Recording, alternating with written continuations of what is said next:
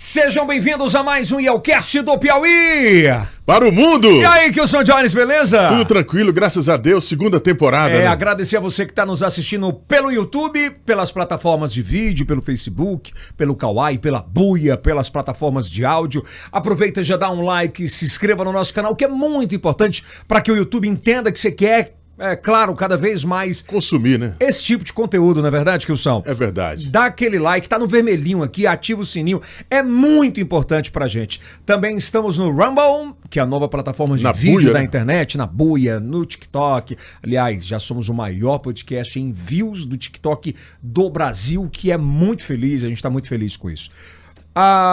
Agradecendo também a TV Meu Norte, nós estamos ao primeiro podcast em TV aberta para mais de 7 estados, todos os sábados às 10h30 da noite. Às 22h30, né? 22h30. E hoje o podcast está sensacional, você vai saber muito sobre segurança pública. Polêmica. Você vai saber sobre Bolsonaro, você vai saber sobre tudo, sobre Lula. Hoje o bicho pega aqui, mas... com muita tranquilidade, tá bom? Aproveitando, já pediram mais áudio no meu ouvido pro Dior, mas você tá muito elegante, cara. Pô, Harold, né? Veste o homem atual. Ele tá de white hoje. Eu tô de branco porque sabe como é, né? Maio e outra, né? Em junho eu vou fazer medicina. Como é? Medicina. Já vai sair do jornalismo pra ir pra medicina. Perito criminal ou não? Também. Tá bom. Também. Bom, deixa eu agradecer aos nossos patrocinadores. Diozão, sobe aí. Agradecer à Faculdade Santo Agostinho. Alô, Átila Filho.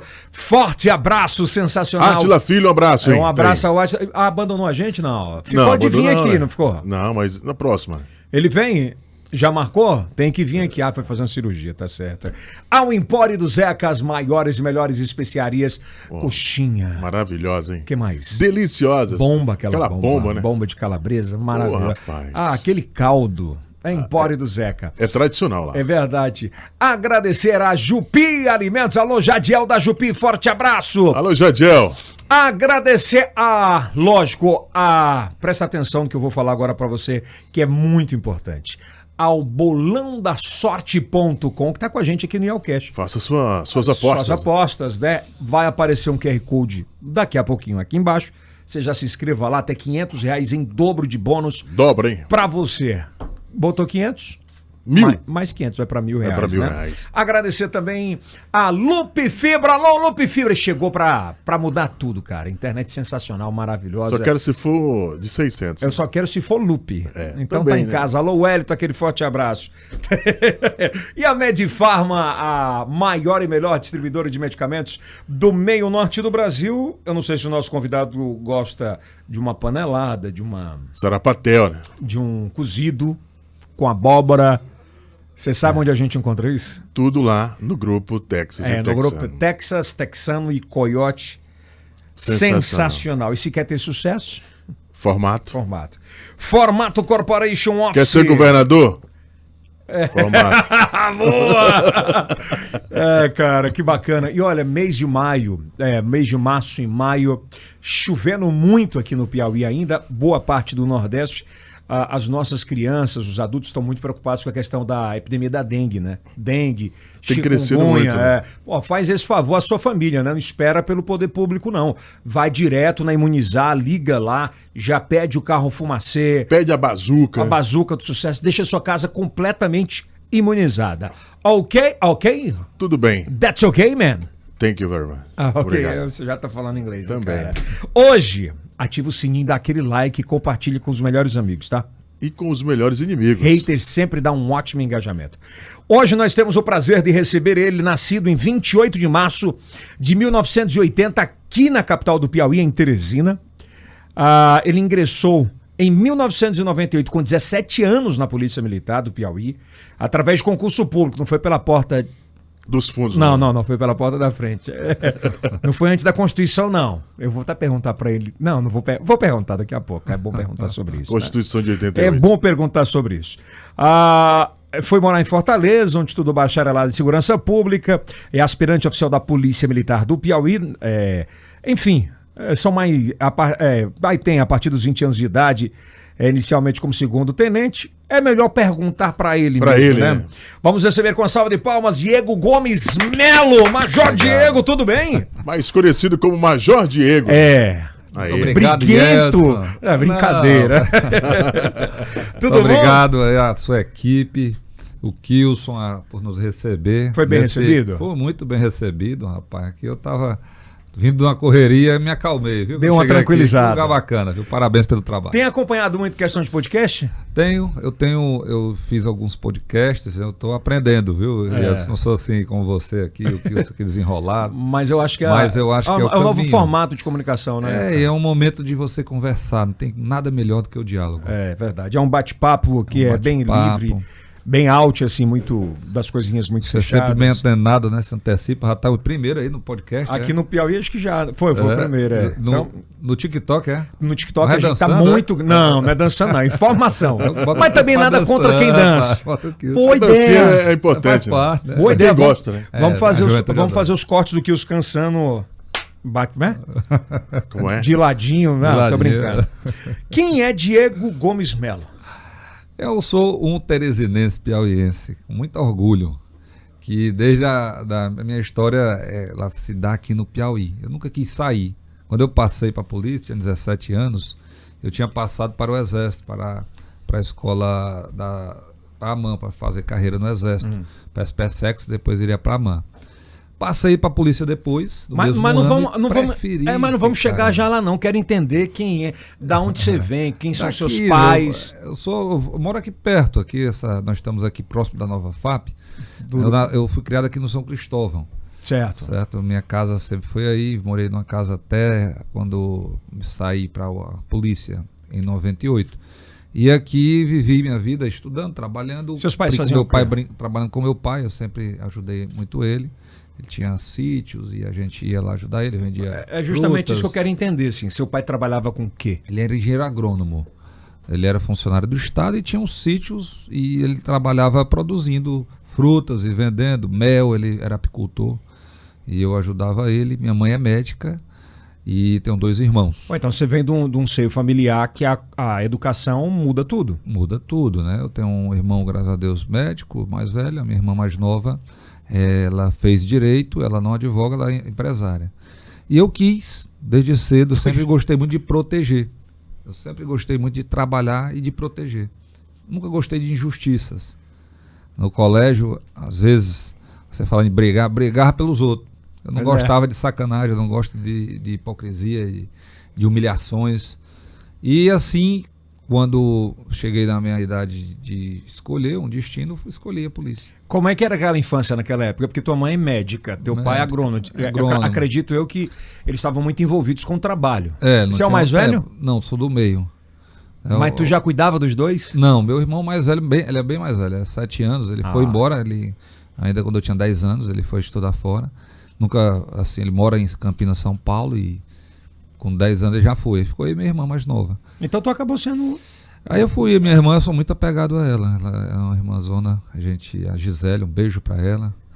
Tem uma família linda, eu sou padrinho do filho dela, que é o Luiz. Irmandade mesmo. Irmandade. Não só de sangue. Não só de sangue. Ela é uma parceira. Como é que era a infância naquela época? Porque hoje com o iPad mudou tudo, né? Mudou tudo, né? Eu estava ontem iPhone. conversando com jovens que hoje estavam preocupados com... Eles são blogueiros, eles adoram trabalhar redes sociais. Geradores de conteúdo. E me pediram, né, a gente conversando, para que a gente coloque a atenção a essa vocação deles no nosso plano de governo para governador do estado.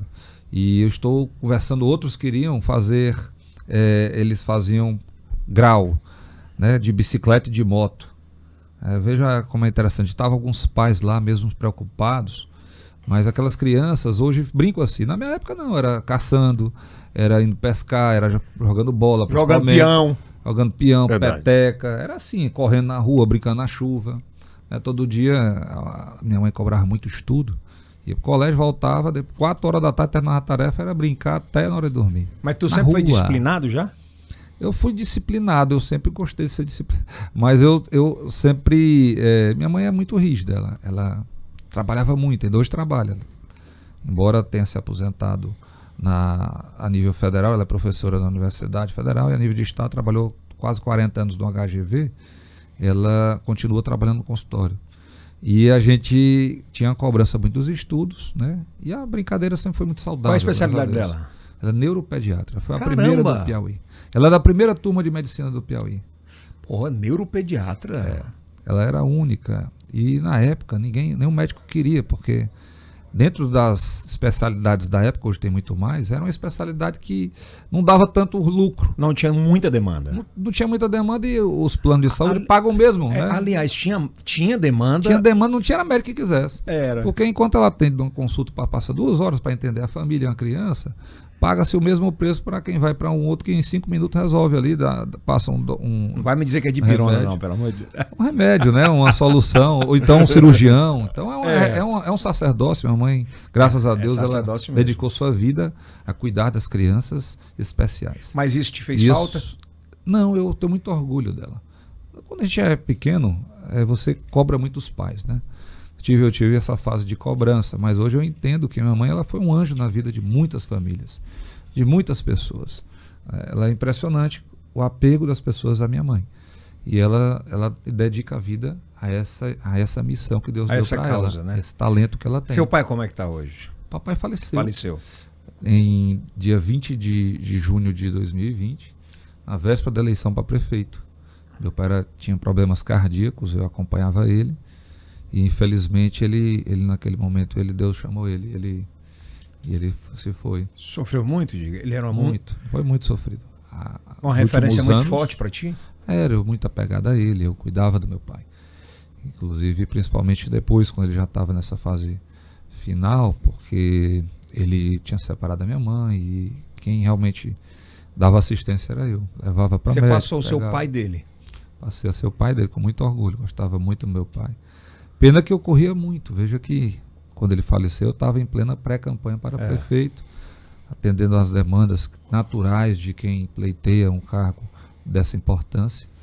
E o que ele falava para você assim? Que você lembra? Era um entusiasta. O papai era um entusiasta, ele achava tudo que eu fazia. Ele dizia, Diego, tudo que tu quer, tu consegue, que tu é esforçado. E ele sempre foi um grande apoiador. E para mim, né, um grande pai. Eu agradeço a Deus demais ter ele na minha vida, e se Deus quiser nós vamos se encontrar. A separação dos seus pais não foi um agravante em nenhum momento da tua vida? E a opção é muito difícil, a separação, eu lhe confesso. Foi quando eu fui para a academia, em 98, e aquilo ali me trouxe muito sofrimento. Eu tinha ainda jovem, né, 17 para 18 anos, estava num local que não era a minha zona de conforto. Eu fui o primeiro colocado na academia naquele ano. Então eu sempre me cobro muito. E eu estudava muito e eu queria estar aqui com meus pais, com minha mãe, com minha irmã. E isso aí me atrapalhou muito. Como é que é um filho de uma médica, de um agrônomo empreendedor, que poderia facilmente seguir ou a medicina, pelo nível de cobrança de estudos que você tinha, ou do nível de empreendedorismo que teu pai já tinha, e aí você quer fazer uma carreira que historicamente no Brasil não é uma carreira bem remunerada, que é a polícia militar. Eu confesso que eu tive Aliás, muita e como dúvida. é que foi a reação dos seus pais enquanto a isso? Minha mãe pedia pelo amor de Deus para não entrar, né? Meu pai me apoiava. Mas eu sentia um chamado, é uma vocação. Eu acho que por isso eu gosto muito da polícia, do que faço. Eu não tenho preço que pague o agradecimento das pessoas que salvei, principalmente, das pessoas que eu tive em algum momento essa importância na vida delas. Não é fácil, né? Não é simples, é complexo. O policial ele pode passar 30 anos na polícia enrolando. Certo? Quando eu entrei para valer. Quando eu trabalhei, sempre trabalhei para valer. Eu nunca mensurei esforços. Quando eu me formei, por exemplo, logo foi em 2000, eu terminei o curso em novembro, teve a formatura, eu vim para cá, que fomos apresentados aqui no quartel, com poucos dias teve um assalto a banco em Barras. E na época não tinha unidades de operações especiais.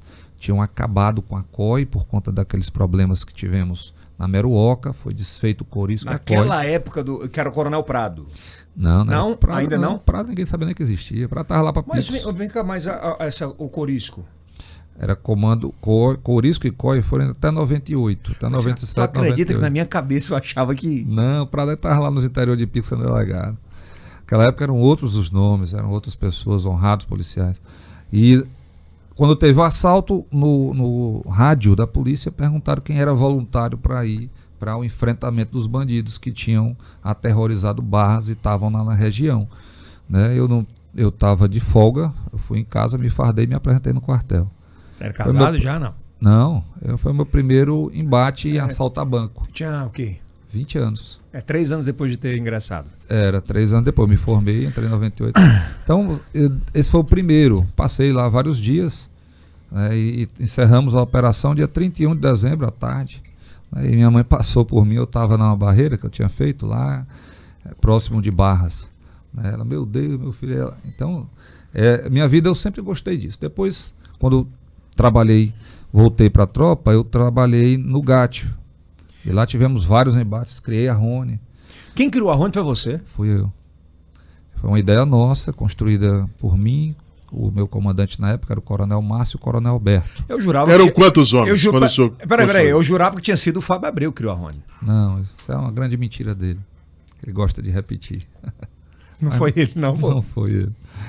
A história, em 2003, eu fui trabalhar lá no GAT, a convite do Coronel Márcio, que assumiu. Na época não existia BOP, não existia Rony. Era GAT, criado no governo do Hugo no ano anterior, 2002. E o Coronel Márcio e o Coronel Alberto eram o comandante sub. E lá havia uma restrição técnica para o Grupo de Ações Táticas Especiais, que eram intervenções pontuais, intervenções antibomba. E havia uma demanda nas ruas por segurança. E eu gostava de ir para a rua. Então, às vezes eu ficava de serviço dando um jeito de ir acudir as pessoas na rua, porque tinha assaltos. Toda vez que eu ia, eu prendia. E o Coronel Márcio, Diego, vamos fazer um projeto. E eu apresentei o projeto. Né? O Coronel Alberto se formou no Paraná. No Paraná tem Rony. Em São Paulo era a Ronda Ostensiva Tobias Aguiar, então era um nome exclusivo do local. E eu optei pelo Rony por ser uma Ronda Ostensiva de Natureza Especial, um nome que já era uma vibe no Brasil inteiro. Uma vibe que estava começando, né? Já tinha consagrado em São Paulo, Paraná. Era como se fosse uma elite. A elite da tropa. E aí nós fizemos a sugestão de criar o Batalhão BOP, Batalhão de Operações Especiais, subordinado a ele 4 companhias. O GAT, que já existia, a Rony, o Canil e o Choque. 4 companhias. Esse projeto foi apresentado ao Coronel Divaldo Marques, que era o comandante. Lembro, vereador depois. Depois foi vereador. Deputado. E o Coronel Divaldo Marques tinha sido comandante da COI, que tinha um instinto. Então ele tinha vocação, gostava, conhecia, vontade. Sabia a importância, tinha vontade. Pô, até nessa época a política já atrapalhava? Muito. A polícia. Aí, Coronel Divaldo acata. Nesse interim entre eu apresentar e ele acatar a instalação da Rony, eu fiz o curso de Ações Táticas Especiais, que foi promovido primeiro aqui do Piauí. Esse curso é um curso de operações especiais, um curso muito duro. Entraram em torno muito duro como? Muita pancada, muita exigência física, psicológica. Né? De 80 piauienses que entraram nesse curso, saímos aqui do Piauí 7 formados. É perto do filme É aquele curso ali. Do Tropa de Elite? É aquele curso. É aquele curso? Né? Aquele curso ali. Lá não tinha indicação política? Não tinha. Lá era pancada. E eu terminei, né? O curso. Quando eu termino o curso, o Coronel Divaldo me chama para assumir e criar o meu projeto, que era a Rony. Eu fui escolher a farda, criar o brasão. Né? O que você perguntou, quantos homens eu tive no começo? Era quantos eu homens? E mais 2, mais 3. Me deram 3 homens. Eu montei uma patrulha. Era o sargento Meirelles, que hoje ainda está na reserva, mas está trabalhando. O finado sargento Márcio, cabo Márcio, que deve ter sido promovido porque morreu na pandemia. E o Taniel e o último que está lá em Paulistana. Naquela época tu já tinha esse pensamento. Eram 4 comigo. Naquela época tu já tinha esse pensamento de ostensividade de moto, principalmente de carro, ou não? A Rony não era para ter moto. Eu não aceitava moto na Rony. Enquanto eu comandei, não tinha moto. Por quê? Porque Rony não tem moto. É um patrulhamento de alto risco, 4 rodas. Caramba, eu não sabia disso nem Veja como é a história. Aí eu comecei a Rony em 2003, final de 2003. Patrulhamento de alto risco de quatro rodas. rodas para enfrentamento de e choque ligeiro. Tropa de choque ligeiro. Peraí, então assim, deu merda, chama Rony, é isso? Exatamente. Não era pra Rony estar na rua? Não, eu estaria na rua. Eu tinha a abrangência de atuação em todo o estado, né? Eu seria chamado quando a polícia precisasse. Ou quando eu avaliava que havia necessidade de um reforço. Então a Rony era para ser o BOP de qualquer situação. Não, o BOP que eu te falo. Porque o BOP fica quartelado. A Rony faz rondas. Entendi. A diferença é igual a rota. A rota Entendi. faz ronda. O BOP ele está quartelado. Ele fica lá, ele não fica na rua patrulhando.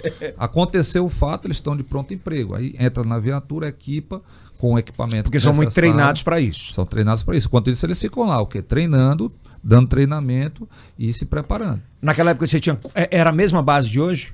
Não, era lá onde hoje é o BOP. Começou ali. Ah, começou pequenininho. Eu comecei com uma viatura, me deram uma viaturazinha na Paraty, Yeltsin. Bem pequenininha. Eu andava nela, aí mandei pintar, camuflado. Quem pintou foi o Carniça. Aí o Carniça, quando eu encontro com ele, sempre lembra disso. Ele pintou, ficou horrível, ficou parecendo uma vaca. Aí eu do meu bolso paguei para ele pintar de novo o carro. Aí ele pintou o camuflado, que ainda hoje é o camuflado urbano, que era o mesmo da farda que eu escolhi. Fizemos o brasão, o bisneto me ajudou. O bisneto na época, que na época era capitão já? Que era capitão. Então o brasão da Rony, as pessoas não entendem o que tem ali. A frase que tem, as palavras, tem humilitas e perseveras. Humildades e perseverança.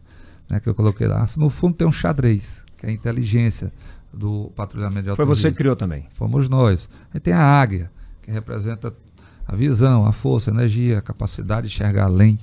Né, e com um fuzil carregando. E um escudo, que é a Rony, é o escudo do Piauí. E começamos a Rony, o treinamento, atuamos. E quando foi em 2005, final de 2005, eu já tinha 3 equipes nesse momento. Com quantos? Quantos homens? Com 4 homens, 12. E quando é que a moto entra na Rony? Aí vejam, 2005, foi 2003, passamos em 2004. 2005 trazem o Coronel Prado lá do interior. Ele era tenente-coronel. Para comandar o CPC, eu tinha sido promovido a Explica para coronel, quem está em casa o que é o CPC. Porque... que é o Comando de Policiamento da Capital. E o Coronel Prado chegou aqui numa viatura, era ele e um motorista, que eles ficavam dormindo no quartel. Aí quando ele me viu atuando, eu atuava em toda a Teresina, eu ficava com ele o dia todo. Então a gente acompanhava as ocorrências, ele queria sempre estar nas ocorrências, né? Na verdade eu ia para a ocorrência, ele ia junto. E eu com medo, porque ele já era idoso. Mas ele foi um dos maiores comandantes que a gente já teve aqui? Foi um bom comandante, mas pode ser melhor. Não tem esse de maiores, não. Eu acho que todos têm seu mérito. Alguns menos, né? Infelizmente tivemos péssimos comandantes, como esse último que passou, o Coronel Lindomar. Horrível. Horrível. Desastre. Mas enfim, nós vamos Mas chegar já lá. Então em 2005, o Coronel Prado chega, a gente já com a Rony instalada, eu com 3 equipes. Quando chega no final do ano, eu tinha trancado meu curso de Direito, porque naquele ano quando ele chegou, a Rony me exigia muito, eu tranquei meu curso de Direito. Faltava pouco tempo para terminar. E aconteceu que no final do ano, rapaz, quando chegou na promoção, eu fui 0,2 de turma. Fui 0 no primeiro ano, no segundo ano, no terceiro ano fiquei 0,2 da minha turma. O que é 0,2 da turma? Entre as notas, minhas notas na academia. E a antiguidade no militarismo é posto. Então, naquele momento, eu pensei que eu seria promovido. Eu era primeiro tenente a capitão. E aí é que entra a política. E eu fiquei decepcionado, porque eu trabalhava muito, de manhã, tarde e noite, em todo o Piauí. E eu não fui promovido. E eu vi pessoas que não tinham mérito serem promovidas na minha frente por questão política. Porque eram o quê? Babões? Ou... Era próximo ali dos que decidiam, do governador, do comandante. Fiquei decepcionado, sinceramente. Eu digo, rapaz, eu vou voltar no meu curso de Direito. Vou terminar Ali meu tu curso. perdeu o tesão pela polícia? Um pouco, sinceramente. Eu estava estudando, eu tinha me empenhado muito, era muito arriscado o que eu fazia. Pô, eu aprendi mais de bandido, 500 né? crimes. Eu levei mais de 500 vezes pessoas presas para a delegacia. Eu tinha mais que naquele tempo era recibo de preso. Eu tinha os pacotes. E ali, às vezes, prendia de 2, 3, 4, 5, 10. Certo? E isso daí na hora da promoção não era avaliado, né? O outro que não tinha prendido ninguém ia na frente. Então naquele momento eu resolvi terminar meu curso de Direito, até orientado por amigos do curso de Direito, e foi quando eu me afastei da Rony. Nessa saída, aí o Fábio Abreu trabalhava no GAT. Isso em 2005. Final de 2005, novembro de 2005. Certo. Aí o Fábio Abreu trabalhava no GAT. Os meninos que eu deixei na Rony era o capitão Wilson na época e o hoje policial rodoviário federal, que depois passou no concurso. Mas naquela época ela tinha tua cara. Era. Aí nesse inteirinho o Prado quis me entregar motos. Eu disse, coronel, não tem nada a ver com o Rony. O senhor cria um batalhão especializado em motos. Rony é 4 rodas. O senhor precisa ter uma equipe especializada em motos, 2 rodas. É outro treinamento, é outra abordagem, é outro patrulhamento, outra estratégia.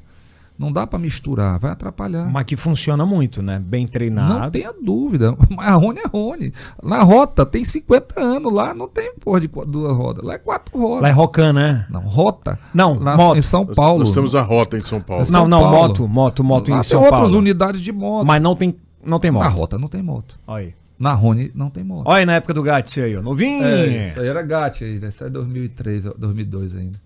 Então, eu tinha, naquele momento, eu prezava pela técnica, certo? Eu estava me especializando em patrulhamento 4 rodas de alto risco, em choque ligeiro, fazendo cursos, treinando o pessoal. E, com a minha saída, não tinha quem me substituísse. Porque o Jairo Lima, que era o tenente que estava comigo, e o Wilson Gomes estava estudando direito, e o Jairo Lima tinha passado na PRF. Aí eu não tinha um oficial para me substituir da minha equipe. Aí foi que entrou o Fábio Abreu. Ele tinha estudado com o Wilson Gomes, era do GAT. O Fábio Abreu, bora botar ele. Aí eu fui lá, chamei ele, fui lá no comandante-geral, o coronel Divaldo, coronel Prado, que era o sub, nessa época, o subcomandante. E aí a pedido meu, botamos ele lá. Em novembro para dezembro de 2005. Então foi você que colocou ele tanto na polícia... Não, na polícia não. Não sei nem como é que ele Não, entrou eu digo polícia. nessa indicação, né? Nessa indicação, sim. Você indicou o Fábio Abreu. Foi. E aí ele continuou o trabalho? Continuou e a gente continuou ajudando. Mas logo em seguida ele disse... Eu não gosto assim, eu entrego... Ninguém está aqui para dar nome. Não assim, é nome, mas assim, eu não quero gosto entender. de mexer. Cada um comanda do seu jeito, né? Eu entendi aquilo ali, eu escrevi isso daí que eu estou falando, a gente... enquanto comandante priorizava. Depois que ele assumiu, eu tentava ajudar. Foi quando foram as motos para lá e teve o trabalho. Mas por que, por exemplo, você nunca foi homenageado pela Rony? Ou já foi? Fui. Não, tem lá. Agora mesmo disseram que botaram lá. Ultimamente, a polícia, depois de 2015... É bom perguntar sobre isso, até para explicar, entende? 2015 para cá, até 2014, eu era tido como um grande. Criei Rony, GAT, BOP, Canil, Choque, Força Tática, Tem o GAT, Ronda Cidadão, o grupamento aéreo, pois piloto, é, o né? o GETAP, Todos né? os cursos aí. Tu participou de tudo isso, Diego? Tudo. Né? E assim, quando foi em 2015, pontualmente, o PT volta ao governo. Certo? E eu estava, nessa época já, no grupamento aéreo, eu sou piloto, estava me especializando como piloto de helicóptero. Do grupamento aéreo da polícia, Copaé. Também é piloto? Ajudamos. Sou piloto também. Aí, quando em 2015 então o governador Wellington Dias não quis pagar um reajuste que nós conquistamos assegurado em lei. Certo? E eu tinha sido a pessoa que tinha falado com o ex-governador Wilson Martins para conceder aquele reajuste, em nome do comandante da polícia, do comandante do bombeiro, do chefe do gabinete militar. E era um reajuste significativo, né? E aquilo me chateou muito. Aí foi que eu fui lá na Associação dos Oficiais, que eu tinha participado anteriormente, tinha me afastado um pouco, e naquele momento me aproximei da associação e fizemos um movimento Polícia Legal naquele ano. Então foi o primeiro contato, literalmente, com a política? Não, eu tive, acho que política a gente Você faz sempre, diariamente, mas eu digo né? explicitamente para o público. Não, porque aquilo ali é uma política classista, né? Mas não era mais na época. Já tinha uma conotação forte pelas TVs, já. Já, mas assim, ali eu não tinha posicionamento político partidário. Ah, entendi. Era mais política classista, de defesa mais de classe. corporativo, né? interno. Corporativo. Era de corporativo. Eu tinha já feito isso em 2008, 2009. Não tinha tido problema. Eu já tinha sido diretor da associação quando a gente conquistou o bacharelado em Direito para Oficiais. E eu me afastei também, na época, logo depois que eu ajudei a eleger um presidente para a associação, os posicionamentos deles eram contrários ao meu, eu me afastei. Mas em 2015 aí foi pontual, porque fizemos um movimento e saiu um mandado de prisão para mim. O governo conseguiu um mandado de prisão, assim como o Major Costa Araújo está preso. Eu sofri esse tipo de perseguição. Por quê? Na época, por conta dessa manifestação? Manifestação chamada Polícia Legal. Nós cobrávamos a legalidade da polícia. o documento da viatura e orientávamos os policiais que trabalhassem dentro da legalidade. Se não tivesse dentro da legalidade, que buscassem legalizar a situação para poder ir para a rua. Quem era o secretário na época? Na época, 2015, já era o Fábio Abreu. Era o Fábio Abreu. Eu tinha ajudado a elegê-lo em 2014. Tinha apoiado ele em 2014. Certo? Eu tive... Até então a gente era próximo. E a manifestação do Polícia Legal se deu por orientação dele. Que ele disse que na época, se nós não fizéssemos nada, ele não tinha força política para que o governador pagasse o que nos devia, o que estava previsto em lei. E nós fizemos as manifestações orientados por ele. Mas ele mesmo estando no governo? Estando no governo, ele conversava com a gente e tinha eleito ele. Enganando a gente, enganando os dois lados. Aí quando é tão assim significativo isso, que um dia antes do mandado de prisão, eu estava em Fortaleza fazendo a minha inspeção de saúde, que é obrigatória para pilotos. Sim. Na viatura do Fábio Abreu com o motorista dele. Eu tinha ido para lá na viatura dele com o motorista dele para fazer meu exame. Quando eu chego na associação no outro dia, chegamos à noite, no outro dia de manhã eu passei na associação, porque estava rolando Polícia Legal, eu recebo a notícia desse mandado de prisão. Passei 7 dias foragido. Quem foi que pediu? Foi o próprio governo ou a própria polícia? Coronel Lidomar Castilho, era o presidente do inquérito. Então foi ele que pediu, o comandante da polícia. Ele era o sub. Era o sub. Subcomandante. Que hoje é entendi agora que era o atual comandante. É. Então, Tu foi pra onde quando saiu? Eu fui acho que eu lembro desse episódio aí. Eu procurei um advogado, minha esposa advogada, meu sogro, a gente fez um habeas corpus. Mas deve ter sido um perrengue do caralho, né? Eles nos imputaram na época quase todos os tipos criminais previstos no Código Penal Militar dos crimes contra a administração pública. Se você somar as penas dos crimes que eles nos imputaram, dava mais de 280 anos de cadeia. Pô, então queriam te tirar de qualquer jeito da PM. Era mais ou menos isso. Perseguição grande, né? Foi um dia de muito sofrimento, porque os jornais todos os dias nos anunciavam como pessoas que deveriam ser presas, né? E poucos falavam da legalidade da nosso ato.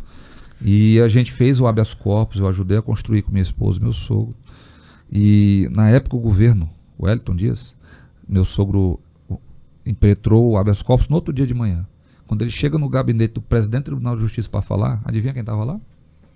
O Wellington Dias, Carlos Augusto, que era comandante, e Lindomar Castilho. Aí eles falam lá com o presidente do tribunal, aí entra um desembargador, que era o relator, aí sai, aí é que entra meus advogados, né? Aí ali foi um start para dizer, não, vou entrar para a política para tentar mudar isso? Acho que sim, aquilo ali foi um grande gatilho, que eu vi o tamanho da sacanagem que é a política, do nível desse povo, da covardia. E eu pensava... Mas a pedido de quem? Pedido? Deles. Naquele momento, eles estavam dominando esse estado. Estava todo mundo dominado. Quem não estava recebendo dinheiro do governo para ficar calado, estava atrás de receber. É isso que eu não me vendia. A diferença era essa. Não, é isso que eu quero entender. Se eles foram lá, como você disse que eles foram, quem foi solicitar a ida, quem solicitou a ida tanto do comandante, quanto do sub, quanto do governador, para que fizessem isso? Eu acho que é o Wellington Dias. Ele se sentiu... Ele achava-se dono do Estado, reeleito pela 3ª vez, primeiro turno. E como é que aqueles policiais estavam se levantando contra ele, tentando afrontar, eles se acham donos disso aqui. Eles se acham donos do Piauí. Não é à toa que o cara faz 8 bilhões de reais de empréstimo, na véspera da eleição pede mais 800 milhões de reais, e ainda tem gente que bate palma para esses caras, rapaz. Para vocês, piauienses, pagarem. Para o povo do Piauí pagar, estando 2,5 milhões de habitantes do Piauí na miséria. Vivendo de Auxílio Brasil que o Bolsonaro paga, porque senão estavam todos passando fome.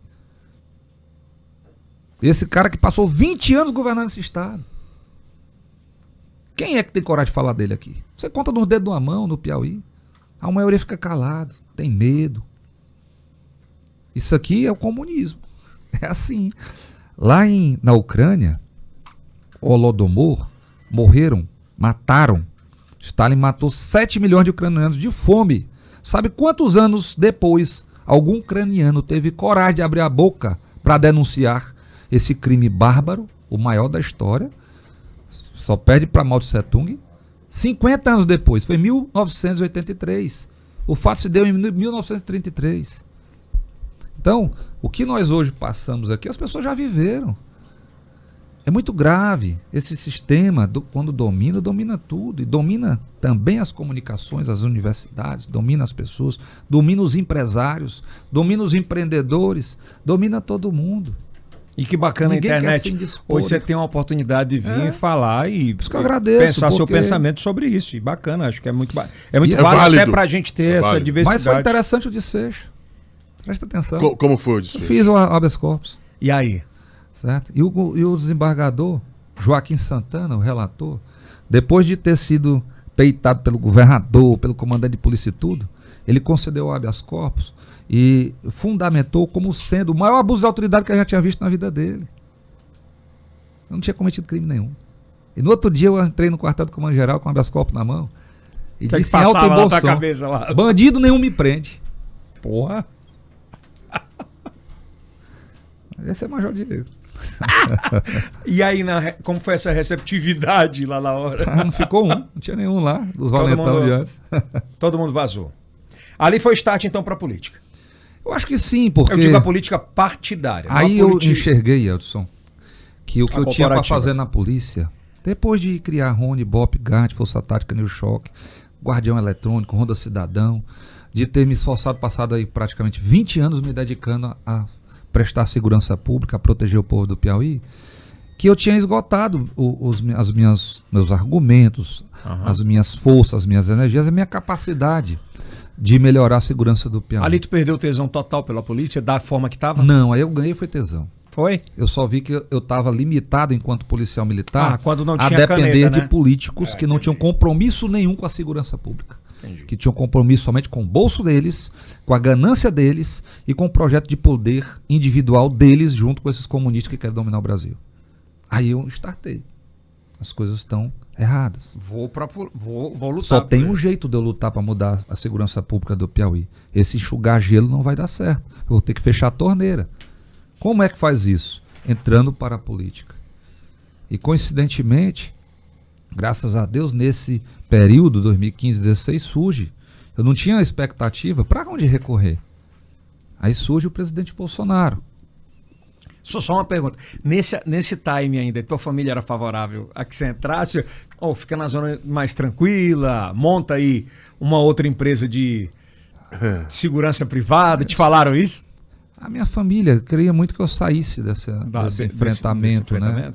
Que eu fosse, meu irmão queria que eu fosse embora, né? Minha mãe que faria qualquer sacrifício para que a gente pudesse não comprar essa briga, que eu já tinha comprado, tinha 20 anos de polícia já, eu entrei em 98, eu estava em 2015, 2016, fechando 20 anos, né? E eu tinha minha filha, foi muito sofrimento esse mandado de prisão. Doeu muito na família? Doeu muito, minha filha soube no colégio, os coleguinhas mostraram para ela que o pai dela estava sendo perseguido. Procurado, né? Pra dói fazer um blitz na porta da minha casa. Minha mulher não ficou em casa, minha filha ficou na casa dos parentes. E eu É uma mágoa que você tem? É uma mágoa, mas eu sou um servo de Deus. Eu entreguei minha vida a Deus. E tudo que eu sofri, né, as cicatrizes que eu tenho foram para me forjar e me fortalecer, principalmente o caráter, para eu não sucumbir diante dos desafios nem das tentações. Era muito fácil para mim, eu fui peitado, não tenho como provar, não vou dizer aqui quem foi por isso, para me render, para me calar. Eu teria todas as benesses que outros tiveram, promoções, carreira, cursos, né? Estaria aí com todas as maravilhas da sombra do governo que outros aí acham que vale a pena, né? E eu tenho, pelo contrário, eu tenho muito orgulho dos amigos que construí nesse momento de dificuldade, dos projetos que fiz, das conquistas, por mais pequenas que para uns sejam, para mim são muito. E principalmente da minha aproximação com Deus. Porque o tudo é nada sem Deus. Total. Não adianta você ter coisas sem ter Deus. Se você perder Deus, você perdeu tudo. Isso me aproximou muito, né? Deus tem, ele nos ensina muito sofrendo. Você não constrói nada, né, se você tiver todo o tempo ali sem ter um sofrimento. E eu acho que isso serviu muito, porque eu tinha uma formação intelectual.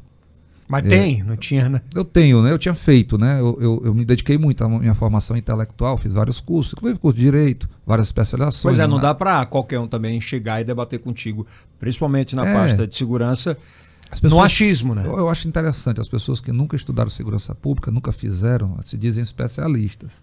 Né? Pega aí qualquer dado aí, começa a citar. Mas assim, eu fiz na prática. Você sabe que lá no Bom Dia, uma coisa que a gente meio que privou é chamar especialista, porque tem gente que é especialista e nunca trocou um tiro. Nunca. Aí não sabe. Então, nunca prendeu ninguém, né? Nunca prendeu ninguém. Não tem noção do que é fazer segurança do Brasil. É totalmente diferente, às vezes. Totalmente. Eu conversando com policiais de outros países, relatando a situação da legislação nossa, as dificuldades que é fazer segurança pública no Brasil, eles não se chamam de heróis. Diz que é impossível trabalhar aqui. Eu vou para um aspecto bem simples da segurança. A abordagem policial. Como é que você faz uma abordagem policial sem constranger o abordado? Né? Ninguém ainda conseguiu de fazer isso. Então eu teria que ter uma legislação que previsse a abordagem policial claramente, como ela deve ser feita. E dura. Dura! Não tem. O policial, quando faz uma abordagem, ele corre o risco de ser ali depois condenado. E a maioria das ações da polícia que dão resultado hoje se dão com abordagem. E são anuladas muitas vezes. Eu fui o autor, são anuladas, eu fui o autor, quando trabalhei no Cefap, eu ministrei aula no Cefap, Centro de Formação e Aperfeiçoamento de Praças, mais de 10 anos. Depois, por questões políticas, me afastaram. Eu criei lá uma disciplina, abordagem policial. Né? Quando eu trabalhei lá, eu convenci o Conselho de Ensino a criar essa disciplina. Hoje é uma disciplina presente em todos os cursos da Polícia Militar, vai ter lá abordagem. Porque tem a técnica de como abordar e tem o jurídico, o que é a fundamentação legal da abordagem, para que o policial saiba o que está fazendo, dos limites e do risco. Porque quem não conhece é como se ele está feito um cego aí num tiroteio, não sabe para onde é que vai e acaba se lascando, dando murro em ponta de faca. Então os policiais, hoje todos fazem qualquer curso de polícia vai ter abordagem. Eu tenho muito orgulho dessas coisas que eu fiz na polícia. Mas eu cheguei no limite, cara. Não dava mais. Deixa eu te fazer aproveitando a tua deixa aí, se o Kilson quiser adicionar alguma coisa, me chama muita atenção duas coisas hoje na legislação brasileira e principalmente, vamos dizer assim, na legislação militar, correto? Por exemplo, existe um estigma nos Estados Unidos, que é muito bacana isso, que quando o cara ele mata, estupra, esfola, latrocida, o policial prende, independente do que tenha que usar de força. É claro que, como qualquer policial pode errar, e erra muitas vezes, mas ele olha pro cara e fala, eu não te vejo nos próximos 30 anos na rua. Você vai estar lá preso. E você tem um grupo de policiais que te cercam e te defendem de qualquer área ou de qualquer força extra. Aqui no Brasil, primeiro que o policial não pode fazer isso. E que agora, depois do YouTube, do TikTok e do Instagram, a gente vive uma cena pior ainda. Que é um policial prendendo e 4 fazendo live ou filmando e não protegendo o seu companheiro. E gerando provas, muitas vezes pela abordagem que você falou contra eles. Como é que um cara que é raiz que você vê isso agora? Eu não vejo com bons olhos, não dá para se ver. Nós temos problemas gravíssimos que hoje, por conta de... Não é o TikTok, é o procedimento de cada um. Eu tô falando de rede social, de explicitar. Hoje as pessoas estão viciadas em rede social e querem... Quando eu falei de TikTok e Instagram, é explicitar. Explicitar, né? Então é um risco. A abordagem é um momento de alto risco, é um momento que requer do policial todo um treinamento, toda uma atenção, certo? E que coloca em risco, inclusive, terceiros, certo? Pode ser filmado? Pode.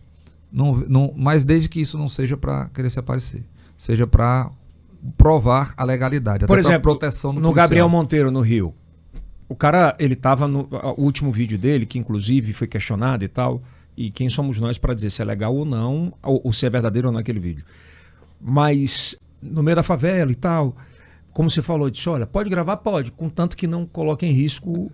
Ele é vereador, não sei o que ele está fazendo no meio de favela com fazendo de polícia. Ali eu não entendo. Sinceramente. Por quê? O Gabriel Monteiro não é o vereador? É? Do Rio? Mas o que ele tá fardado e armado no meio da favela? Eu não entendo aquilo não. Ele estava paisando nesse dia, gravando, dizendo que estava sendo ameaçado de morte e tal. Eu sinceramente, eu não entendi aquela confusão. Eu tenho aqui tanta coisa para resolver aqui, mas eu vejo um excesso daqueles que querem se aparecer demais. Pronto, é isso. E a atividade policial é de alto risco. né, principalmente para terceiros. Não é só policial, não. Eu tomava muito cuidado. Graças a Deus, as prisões todas que nós realizamos no período que eu tive da Rony, foram centenas, chegando aos 1000, nós nunca tivemos problemas. Certo? Nós atuamos no estado todo. Certo? Nas outras unidades também. E a gente sempre prezou pela tecnicidade do nosso trabalho. Hoje o uso de câmeras por policiais, se o policial quiser, eu acho que para ele é até uma forma dele se proteger. Total. Mas isso não pode ser obrigatório, nem pode ser algo que seja para incriminar o policial. Quem se sente, se ele quiser desligar a câmera, ele pode querer desligar, não é problema, mas numa abordagem é interessante para ele se proteger. Né? Porque se ele quer a legalidade. Você falou de algo que é muito interessante. A impunidade, o sentimento de impunidade é a raiz da violência. A mãe da, como a gente fala, né? É a mãe da violência. Então, o Brasil, infelizmente, nós passamos aí de 88 para cá, principalmente, 30 anos com representantes no Congresso, que é o Congresso quem tem a competência para legislar sobre criminalidade. Deputados federais e senadores, né? Para dar o nome. Deputados federais e senadores que votaram a legislação protecionista, garantista que eles chamam, em defesa de bandidos, de criminosos, ao ponto de extrapolar o limite da realidade. Hoje, praticamente, assim, instalou a impunidade oficial. O Brasil está se tornando o paraíso dos bandidos, porque é o paraíso da impunidade. Quem vai punir daqui? Aí você fala aqui no Lula. O cara foi condenado em primeira, em segunda, em terceira instância. Aí recorre lá no Supremo, não, aquele juiz lá atrás, ele era incompetente, ele desconsidera toda a condenação nos outros colegiados. Crimes que sabiamente serão prescritos com o tempo, não que eles não tenham acontecido, vai ser prescrito o poder do Estado de punir o criminoso. Ele não deixa de ser criminoso e aquilo que ele fez não deixa de ser crime. Mas o poder do Estado de punir. Aí chega lá a Suprema Corte e anula. Anula todo um processo. Por que não anulou no começo? Certo? Então você tem hoje o sentimento... E o erro não foi do Moro no caso também? O erro é lá do Supremo. Não tinha que ter anulado aquilo ali. Ele podia... passou por um colegiado. E aí a condenação no colegiado? Desconsidera? As provas foram todas revistas. Então o criminoso que assalta, o criminoso que trafica, tem a certeza da impunidade no Brasil. Esse é o sentimento? Esse é o sentimento. Infelizmente isso aí tem motivado muitos jovens a entrar para a criminalidade, porque está compensando no Brasil. E nós precisamos mudar isso. Como mudar isso? Política. Se não mudar a nossa representação no Congresso, deixar os mesmos que estão aí, não vai mudar. Diego, mas tu concorda que não basta o presidente? Não, o presidente não tem competência para mudar essa legislação. Pois é, não basta só ele querer fazer. Infelizmente o povo não entendeu. A política tem que ser debatida, tem que ser matéria de sala de aula, para que a juventude chegue aos 16 anos, quando vai votar, entendendo o que é que vai fazer ali. O que é que faz um deputado? É um fiscal do povo e é um legislador. Ele cria leis. Eu teve um amigo que disse que agora que teve um candidato, foi pedir para ele, pré-candidato, volta, ele disse, você quer ser deputado federal? E o que é que o deputado federal faz? Aí o cara respondeu para ele, sabe o quê? Então tu não quer votar em mim. Aí ele nem explicou o que não sabe. Ele disse, me diga não dá. O que é legislar, porque você lá vai legislar. Tu sabe o que é isso? Não, rapaz, tu não quer votar em mim. O cara não sabia nem o que era legislar e quer ser deputado federal. Então ali... Senador, então. Senador. Então o povo está, infelizmente, encarando a política como algo que diferente do que é a realidade. Ali é muita responsabilidade, certo? Se nós quisermos mudar o Brasil, mudar o Piauí, nós temos que votar bem, votar com a consciência, saber o que e cobrar. Mas, pode falar, vai, Crisão. O senhor fala muito na questão de uma legislação com relação à abordagem policial. O que nós podemos falar a respeito da abordagem da lei do silêncio?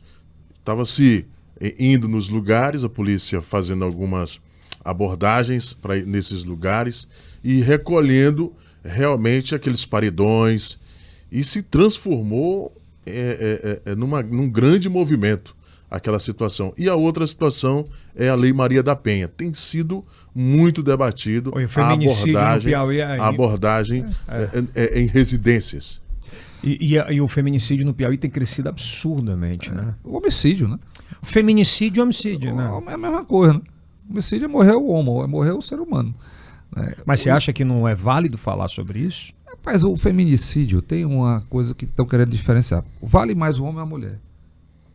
para mim vale o mesmo tanto, sinceramente. Mas a mulher não foi por muito tempo menosprezada, humilhada pelo machismo entranhado que tivemos por muitas décadas? É uma pergunta. Eu vejo essa narrativa como uma narrativa bem trabalhada por um grupo politicamente querendo dividir. Pois é isso que eu quero que vocês... Mas eu vou tentar lhe dizer, porque você fala feminicídio, aumentou o homicídio, tá todo mundo morrendo mais. Você pega as estatísticas aqui do Piauí, 800 mortes, quantos foram homens, quantos foram mulheres? Né? A maioria absoluta foram homens assassinados, certo? As mulheres têm importância também, mas quando eu olho para o homicídio eu não consigo enxergar só as mulheres, sinceramente. Se nós queremos acabar... Você sabe que é uma fala muito forte que você muito falando. Forte, mas eu tenho que ser justo. Eu tenho que ser sincero, eu quero que eu minta. Eu tenho 2 filhas. Eu tenho uma esposa, minha mãe e minha irmã, são tudo para mim.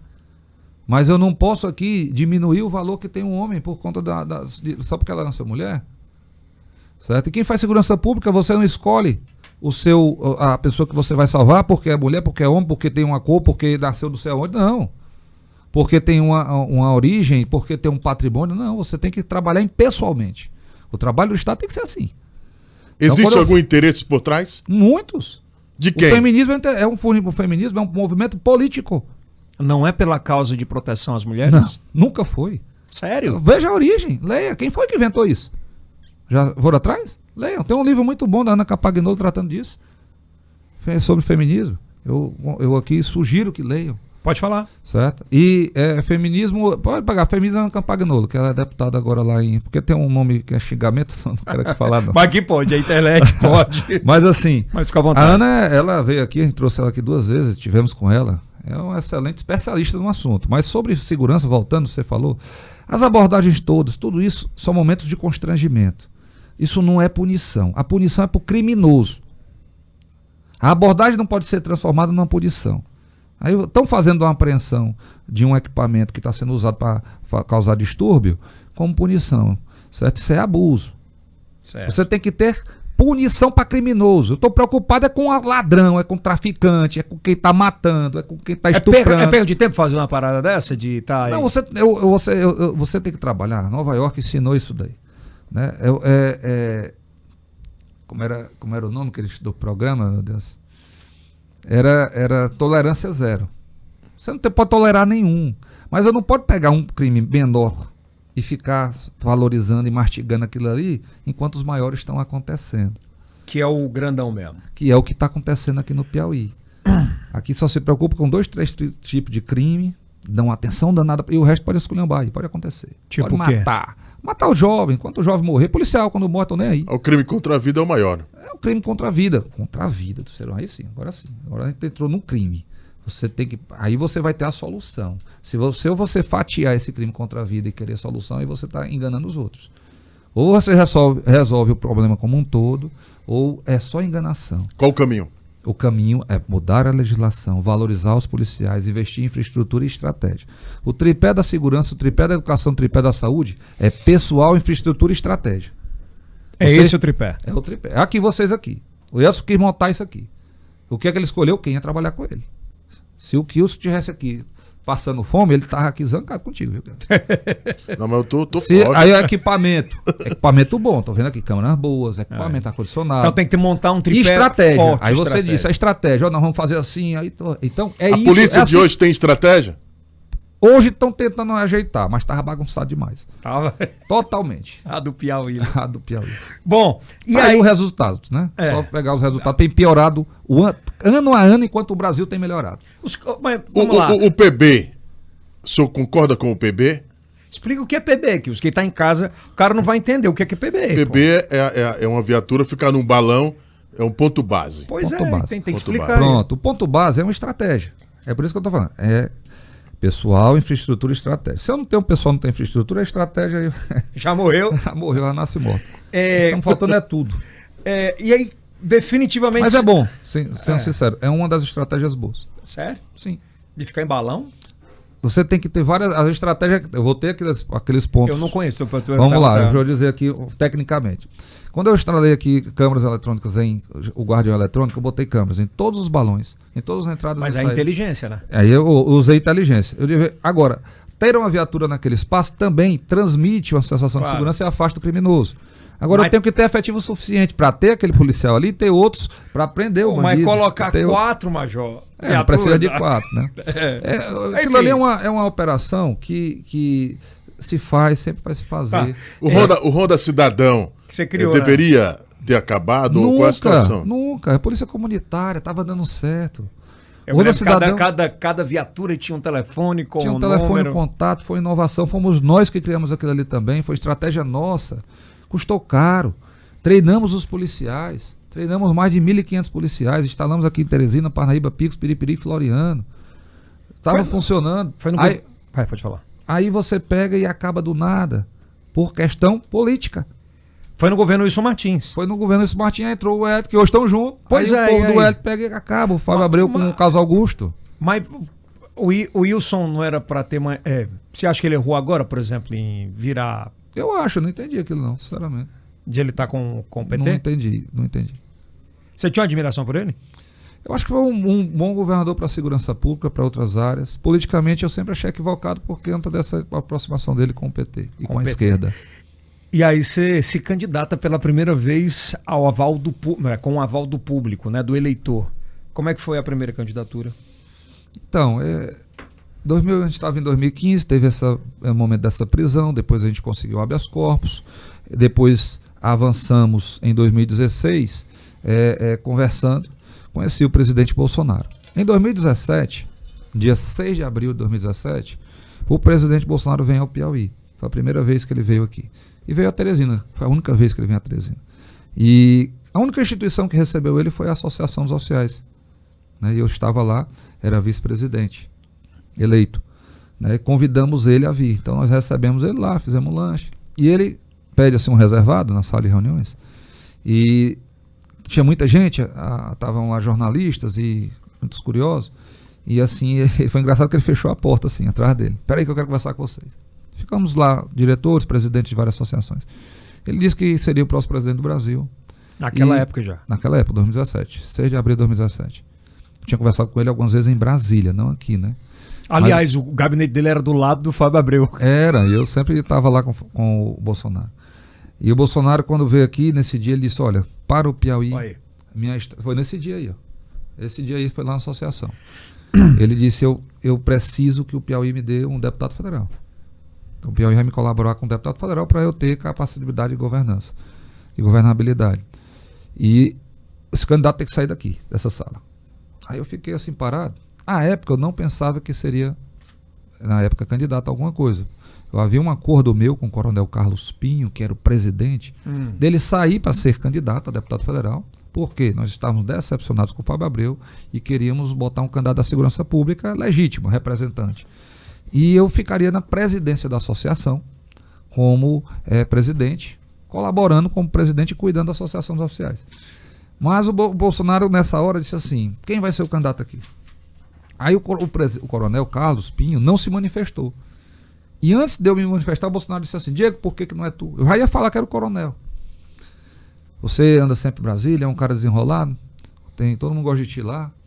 E eu disse, presidente, aqui nós já temos um pré-candidato. A gente fez um acordo, esse coronel aqui, coronel Carlos Pinho, um homem decente. Ele tinha acabado de conhecer, né? Diferente de mim que já tinha estado com ele. Ele tinha conhecido o coronel Carlos Pinho numa visita que nós fizemos ele naquele ano ainda. Mas nesse momento a gente disse que era ele.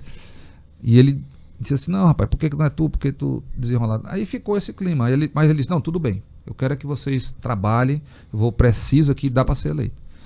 E assim nós, nesse dia saímos, passou o tempo, isso foi em abril, o presidente foi em Parnaíba, voltou, foi embora. Quando foi em julho, o coronel Carlos Pinho, eu estava pilotando no norte do estado, lá na aeroportaria de Veraneio, que sempre o helicóptero ia para Parnaíba, Piripiri, ficava ali discorrer. E o coronel Carlos Pinho, quando eu voltei, Diego, eu quero falar contigo. Rapaz, eu quero que tu assuma essa missão aí do presidente. De pré-federal. Daí para federal. Que eu estou nos outros projetos, eu não quero entrar nisso agora não. Aí foi o desafio. Eu conversei com minha família, aceitei. Fui em Brasília dizer para o presidente que aceitava. E assim foi que eu comecei essa primeira vez como pré-candidato. Me lembro, quando eu cheguei aqui de Brasília, já pré-candidato. Sexta-feira eu digo, meu Deus, eu tenho que fazer alguma coisa, porque senão... Mas já é diferente, né? Aí eu digo, e agora? Como é que eu faço para as pessoas saberem? E olha, interessante, naquela viagem que eu fiz para Brasília, quando eu disse para ele que seria o candidato, ele disse, olha, Diego, pois abra suas redes sociais. Eu estive olhando, você não tem redes sociais. Eu digo, lógico que eu não tenho, eu sou policial, como é que eu vou estar com rede social? Pô, mas todo policial hoje tem rede social. Hoje, eu não tinha. Eu nunca tive. Eu tinha o meu e-mail, Rony01CMT, aberto em 2003, quando eu criei a Rony. Que era porque eu fui necessário para receber as coisas da Rony. Era a minha rede social todinha. Eu nunca tive. Mas o presidente abra as redes sociais, que são sociais, eu vou da sua família, que ninguém lhe conhece. Aí eu pego. É do Carlos Pinho é esse daqui. E o Canuto. Aí eu. Grande lá no Canuto, gabinete. hein? Professor Canuto, mestre professor e doutor. Vários livros publicados. E de uns livros importantíssimos, que é Introdução à Segurança Pública. E foi meu vizinho também. Esse aqui é especialista, viu? É, né? Ele é. Esse é especialista. É do Mafrense, Zona Norte Esse aqui de Teresina. também, viu? Aqui, meu vizinho. Gente muito boa. E o coronel Carlos Pinho, quando eu chego. Sim, voltando lá ao Bolsonaro. Eu presidente, pô, vou abrir. Mas me diga uma coisa, como é que é lá no Piauí? Quem são a sua equipe lá? Qual é o partido? Ele disse, rapaz, eu vou lhe dar 2 armas para você ir para essa guerra. E são as 2 armas que eu tenho. Aí eu digo, que será, né? A verdade. Aí puxou o celular e o celular. Aprenda a usar as redes sociais. Com isso eu vou ganhar o Brasil e você ganha o Piauí. E assim eu saí dali, da sala dele, me despedi, fui abrir e fui entender o que era rede social. Eu não entendia. Eu não sabia, eu nunca tinha feito uma postagem. Liguei para minha esposa, Michele, me ajuda a fazer essa tal dessa rede social. Como é que é esses stories? O que é isso aí? Eu não sabia o que era Facebook, sinceramente. Eu nunca não olhava, não me interessava. Então ali eu comecei, a minha vida mudou muito de lá para cá. E fomos para aquela campanha, uma campanha muito dura. Eu fui ser presidente de partido, eu fui organizar partido. Qual foi o primeiro partido, Vila? Patriota. Aí ele sai do Patriota, a gente fica sem partido. Eu fui pro PROS, porque ele não sabia qual era o partido. Ia seguindo dele. o presidente. E seguindo o presidente. E Teve assim. quantos mil votos, né? 17.527. Mas é muito voto. Demais. Demais. Nossa, eu fiquei tão agradecido, porque eu sem botar assim, 17.527 pessoas. Pô, sair na de fila casa para votar, né? pra votar em você. É muita Tu consideração. chegou a ficar em suplência ou não? Nós não fizemos o coeficiente, por isso não ficamos na suplência. Aí Nós elegemos o presidente. A cereja do bolo, né? O segundo, aí teve é verdade. Aí foi a última, né? Essa foi 2018, terminada a eleição. Aí você veio para a prefeitura. Aí eu voltei para a associação, o coronel Carlos Pinho encerrava o mandato, eu fui candidato a presidente, fui eleito, comecei lá na associação. Quando foi 2020, eu me senti responsabilizado por Teresina, minha cidade. E eu vi a derrota do esquema do PSDB, certo? Que eu acho que tem que mudar mesmo, mas eu não via nomes que eu achasse que poderiam nos representar. Tá? Tinha lá o doutor Pessoa, que todos estão vendo aí como é que está sendo a gestão dele. Eu sabia que não ia ser uma boa gestão. E tinha, por outro lado, outros nomes que eu sabia do desastre que já eram. Já tinha tido experiência com essas pessoas, do tanto que eles mentiam. Tinha o Fábio Novo. Fábio Abreu, não sei o que. Pessoas que estavam costumamente enganando outros. Kleber Montezuma, que eu vi que ia ser derrotado. Como é que o cara ia ganhar a eleição? Né? Se os professores que ele administrava tinham ódio dele. Deixa eu fazer uma pergunta. Esse sentimento de Teresina, a resposta de votos de Teresina para cada um desses candidatos, é mais ou menos a relação de cada teresinense com cada um deles? Não, eu acho que, infelizmente, aquela campanha, ainda aqui no Piauí, foi uma campanha muito de oba-oba. Né? Você tem candidatos que têm uma votação grande hoje, amanhã ninguém vota, não sabe nem quem é. Não analisaram, não conheciam. É diferente dessa. Não tinha um podcast do Yeltsin. Não tinha. Hoje a rede social está muito mais ativa. Eu te perguntei assim, porque, por exemplo, o Abreu saiu com 130 mil votos. Ele saiu de Teresina com 80 mil. Aí foi para prefeito, saiu com 25, não é? Foi 25. 33? Porra, queda brusca. O que é que tu acha que deve a isso? É justamente esse feedback? O momento? Eu entendo que naquela eleição, no caso do Fábio Abreu, como eu entrei candidato, e não só Fábio Abreu, tô falando de dos todos, outros, né? Para não dizer que é citado, um específico. Né? Ele nunca tinha pego uma pancada, nunca ninguém tinha falado quem era Fábio Abreu. Aí eu fui explicar quem era. Aí depois os outros aproveitaram que cachorro morto todo mundo chuta. Né? Aí chutaram. Agora, é uma eleição difícil, eleição para prefeito. O doutor Pessoa já é um senhor de 12, passou, foi o povo. Ele tinha um Recall da porra também, né? De outras eleições. Tinha sido candidato a governador, candidato a prefeito, candidato a governador, a tudo. Certo? E o doutor Pessoa está tendo uma oportunidade. Né? Eu acho que ele deve aproveitar bem. O povo espera muito dele.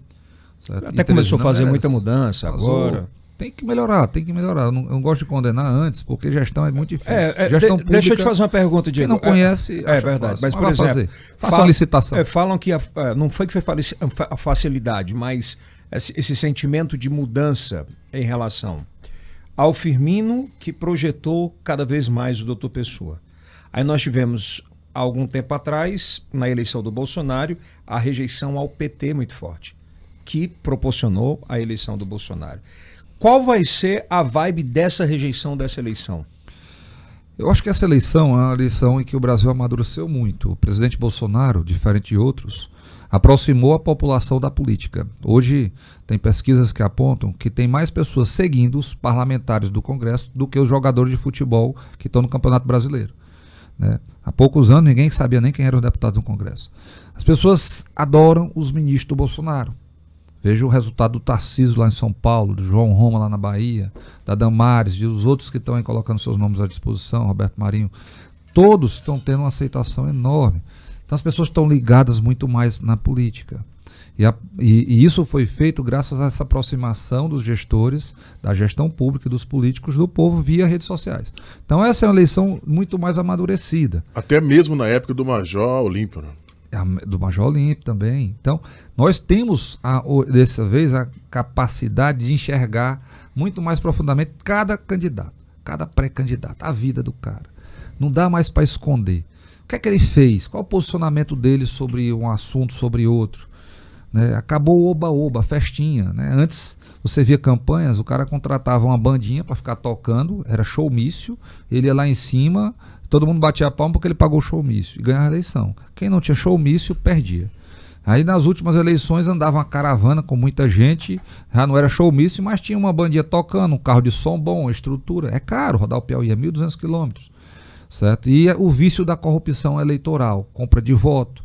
As pessoas agora estão começando a entender que não precisa vender o voto, que isso é errado, que isso é crime, que isso é imoral, que é por isso que os filhos delas estão sem educação, sem saúde, sem segurança, que é por isso que eles estão desempregados. Isso tudo via rede social. Você chega em qualquer cidade hoje do Piauí e as pessoas estão lá no seu WhatsApp, na sua rede social, né, com seu celular. Quando é que tinha isso? Democratizou então a informação? Democratizou. Hoje a informação e cada um está formando opinião. Então você consegue ter lá naquele município mais distante uma pessoa que forma opinião lá dentro. E você tem pontualmente resultados diferentes se você fizer atacado um trabalho. Então isso tudo eu entendo que vai ter resultado na eleição. A nossa pré-candidatura é montada com a verdade. Eu vou usar as mesmas armas que o Bolsonaro me deu lá em 2018. Que é o telefone, é verdade? É o telefone. Pois deixa eu te fazer uma pergunta. O Major Diego consegue dialogar com todo mundo? Com todo mundo, inclusive com o LGBTQIA+? Não tenha dúvida. Eu tenho, graças a Deus, eu sou uma pessoa que me dou bem com todo mundo. Quem me conhece sabe disso. Por onde eu andei, eu sou muito bem recebido, muito bem-vindo. Se não tiver porque é bandido, eu não quero conversa com bandido. Quem rouba, quem faz coisa errada, esse daí pode procurar. Mas não tem... Assim, a gente vê esse embate, né? Dessa comunidade específica até hoje com o presidente Bolsonaro. Você acha que... como é que é essa situação? São grupos, né? Tem o PT, durante o período que ele governou o país, ele aparelhou, como você falou, várias instituições e grupos. Nós temos dentro desse grupo específico... Não são comunidades? Não são. O Bolsonaro, ele tem... eu estou te fazendo essa pergunta. Eu tenho grupos gays com o Bolsonaro, por exemplo. Eu tenho amigos que trabalham na minha coordenação voluntariamente, são homossexuais. Adoram o presidente. São loucos. Né? E essas pessoas talvez não façam parte desse establishment que comandou essa imagem aí, mas que querem construir do presidente. Mas quem conhece ele não tem nada contra ele, ninguém tem nada contra isso. Isso foi invenção da esquerda, para dividir as pessoas, para botar filhos contra pais. Olha até o nível que eles chegaram. Tem crianças que entendem hoje que os pais oprimem elas, certo? Para dividir pessoas por origem, pela cor, pelo nível social. Começou colocando quem trabalhava contra o empregador. Não tem. Aqui você é o patrão, você é amigo da sua equipe, rapaz. Que loucura é essa? Você dá oportunidade para todo mundo. Aí quando eles viram que a classe operária gostava do patrão, porque ela não ia mais se mobilizar para fazer o que eles queriam, vamos dividir. Peraí, vamos pegar esses grupos mais vulneráveis. E hoje eles chegaram a utilizar, e desde 1990, quando foram de São Paulo, a esquerda usa o quê? Os traficantes, o narcotráfico, o PCC, o Comando Vermelho, as Farc, a MIRD. Ele usa isso no Brasil e no mundo. E na América Latina, através do Foro de São Paulo. Você está dizendo que o PT está do lado do PCC? O Lula, junto com Fidel Castro, criou o Foro de São Paulo ao lado do maior traficante de 1990. Mas base em quê? Baseado no quê? Para dominar a América Latina. O Foro de São Paulo, eles negaram até 2012. Quando entra as redes sociais, eles não puderam mais negar, porque aquelas fotos começaram a rolar. Aí eles mudam de nome. Mas essa é a realidade do Brasil. E não adianta querer negar a verdade. Aí é que entra a verdade. A força Por da exemplo, verdade. falando em democracia, imagem e rede social, por exemplo. Você faz palanque para Ciro Nogueira? Ciro não é candidato. Mas você faz palanque para ele subir e discursar por você? Se ele quiser subir, ele é muito bem-vindo comigo. Mas ele não ficou tanto tempo ao lado de Wellington? Ele Quem ao lado de Lula? É a pergunta, é o que todo mundo tem vontade assim de perguntar. Assim como o Ciro, se outros quiserem sair do lado deles, venham para cá. Venham pro lado da luz, saiam do lado das trevas. Esse é o papo? São bem-vindos. O discurso é esse. O discurso e o meu posicionamento é pelo lado do povo de bem. Não podemos continuar com as trevas. Esse partido que já teve toda a oportunidade, que levou 2,5 milhões de piauienses à miséria, que enganou o povo do Piauí, que está endividando o Piauí, que transformou o Piauí num bolsão de miséria com os maiores impostos do Brasil, que hoje consegue destruir a única abatedouro de frango industrial que tinha no estado. Consegue afastar empresas e empresários daqui tradicionais, que não consegue mais ter o que mentir e enganar as pessoas, porque as pessoas já sabem que é mentira. Vamos para as perguntas. Bota lá quem quer. É verdade. Vamos para as perguntas cruciais, que é bom a gente. Muita gente tem vontade. Pode falar. Quem está lá agora com o PT, ou é cúmplice ou é partícipe. Não tem mais inocente, não. Viu? É hora de sair. Vamos lá. Vamos imaginar os dois cenários. Vamos imaginar os dois cenários, o nacional e o estadual, certo? Você, é claro, é pré-candidato ao governo aqui. Mas vamos pensar em nacional. Se o Bolsonaro ganha, o que é que você acha que muda imediatamente, depois de uma experiência de 4 anos, avaliando erros e acertos, o que é que você acha que ele consegue fazer melhor para o Brasil? A vitória do Bolsonaro representa a salvação do Brasil. Esse momento é um momento crucial. Nós estamos vivendo aqui 64. O comunismo, ele está hoje dizendo o que vão fazer.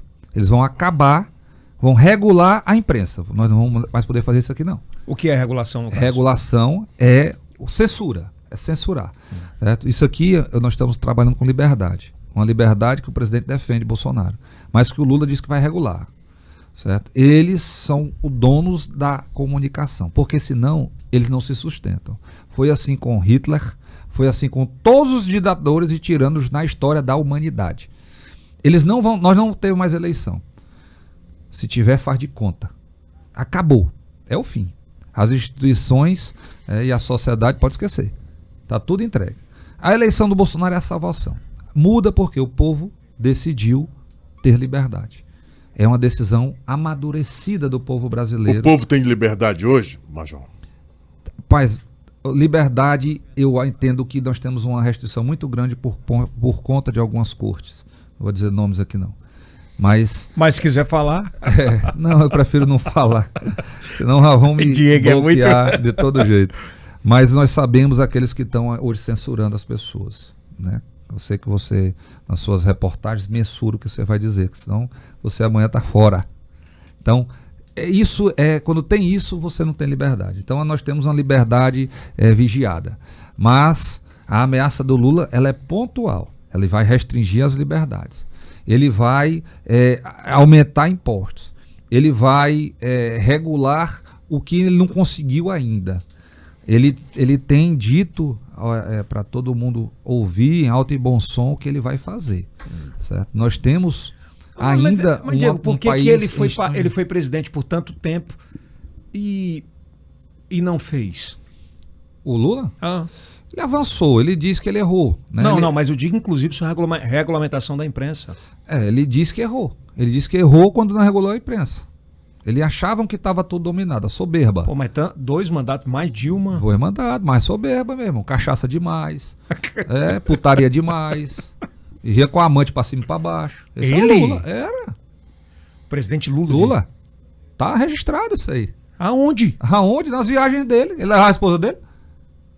Ele levava os muito filhos forte dele? que você tá falando. Eu tô falando, mas é lógico, eu falo a verdade. Você quer ouvir a verdade ou quer que eu lhe engane? Não, pode falar, não, que é o aqui espaço é só democrático. verdade. Aqui só verdade. Eu só tô falando que são É fato. Então, hoje, o Lula, ele tá voltando com um sentimento de vingança. É? Aonde é que eu errei? Onde é que eu devia ter apertado? Que eu não apertei. Tem que apertar aqui e ali, é Onde isso? é que faltou? Na comunicação. Ele não esperava as redes sociais. A mídia oficial estava todo muito bem controlada. Aí entrou as redes sociais e elegeu o Bolsonaro. O que é que ele tem que controlar agora? Não, com a mídia oficial eu posso deixar, que ali eu controlo. O cara só diz o que eu Pô, mando. mas então a Globo tem uma parada em comum entre Bolsonaro e Lula.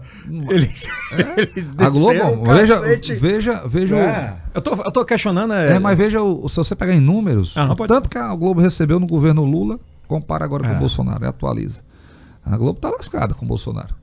Verdade, o dinheiro que ele está pagando lá para nós é muito, mas para eles é muito pouco, né? Não representa 5% que eles recebiam, certo? E vai ter agora a revisão da concessão, né? Eu entendo que vai haver tu acha que essa revisão vai pesar muito?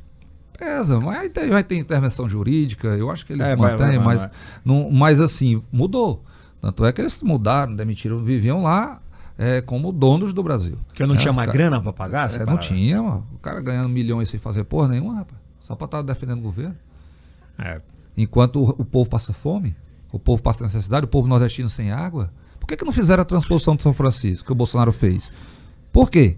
Uma transposição que desde Dom Pedro II é prometida. Nós temos registro disso ainda em 1880.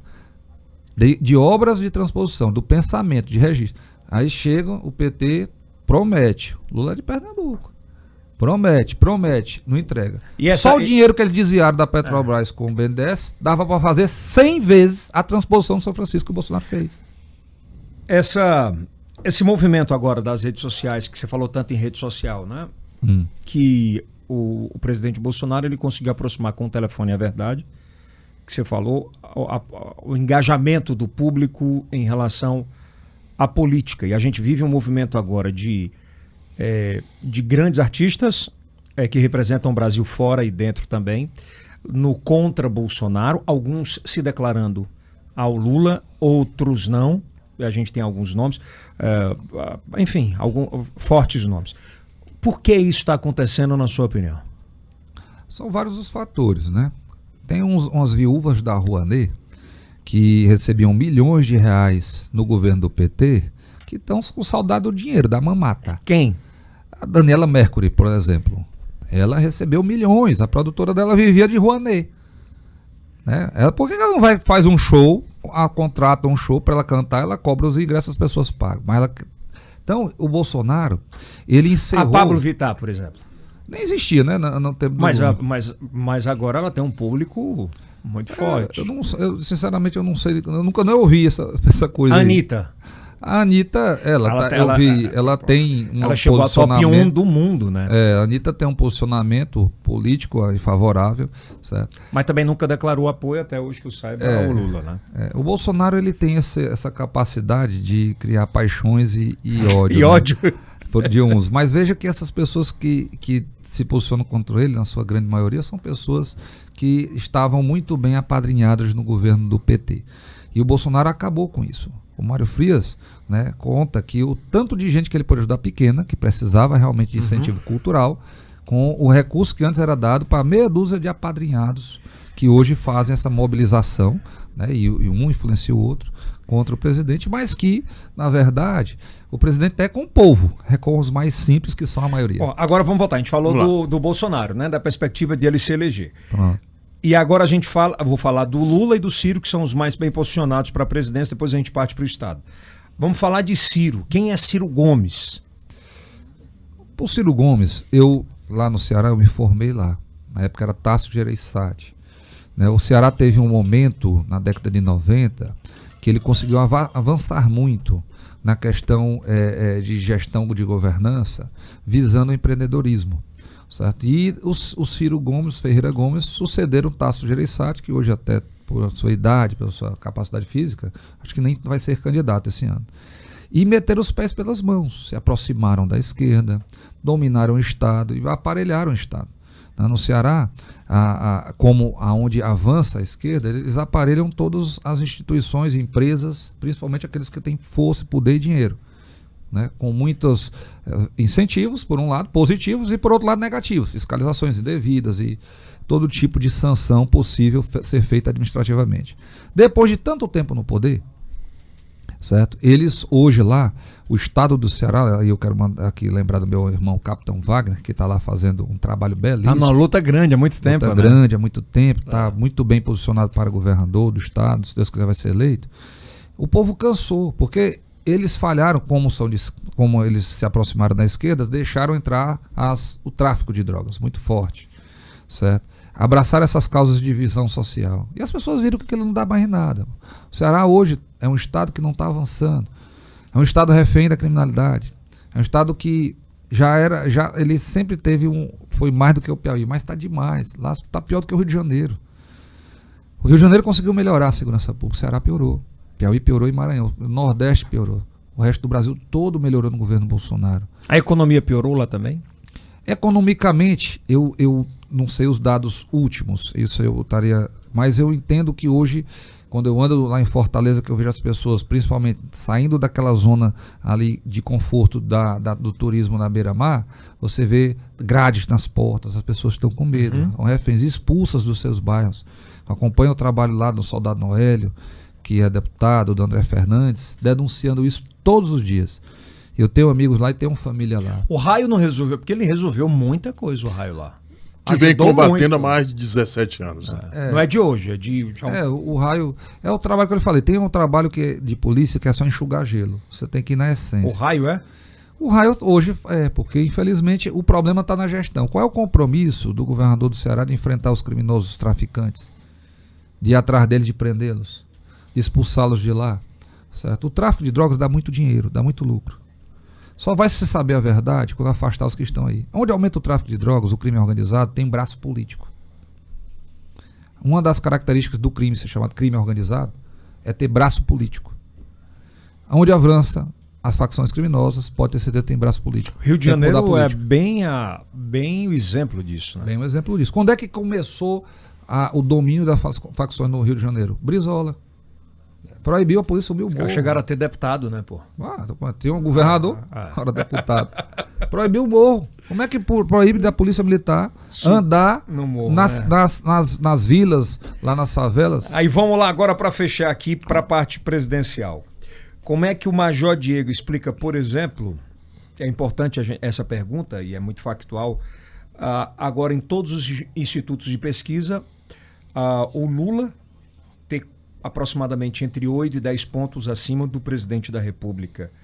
E todo esse movimento em torno da pré-candidatura de Lula. Lula voltando, ele volta mais sábio, volta pior, volta melhor? E o porquê desse distanciamento de pesquisa? O Lula é um criminoso, vai votar um criminoso passando do crime. Isso já foi dito. É lamentável que ainda tem pessoas que apostam no criminoso.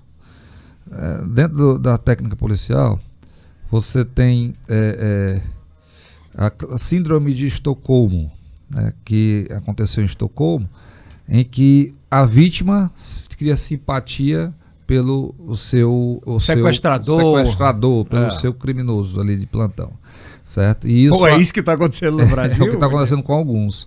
Eu não sei como é que a pessoa concebe apoiar alguém que notadamente, comprovadamente, foi condenado primeira, segunda e terceira instância, certo? E que diz que vai lhe calar, que vai lhe censurar e que vem para piorar o que ele não conseguiu piorar no tempo que ele teve no governo. O Lula já teve a oportunidade, certo? É lamentável isso. Eu não sei assim lhe explicar isso. Agora eu sei que o presidente Bolsonaro, quando eu olho para as pesquisas, né, se você pegar todas as pesquisas anteriores à eleição do presidente, davam que ele perdia. Mas perdia de feio. Todas. eu não quero aqui menosprezar o trabalho dos matemáticos que fazem, mas hoje a data science, a database 2013 para cá, você tem hoje como ter uma fonte muito melhor de informação baseada nos dados de rede social, de internet, que os algoritmos mostram, e tem empresas especializadas nisso. E essas empresas todas apontam a vitória do Bolsonaro. Certo? O Brasil não suporta mais esses criminosos. Mas vamos lá, se a gente pegar de 10 ou 20 grandes influências, a gente tem 2 ou 3 eleitos. Likes nunca significaram votos. Estou falando nesse aspecto, né?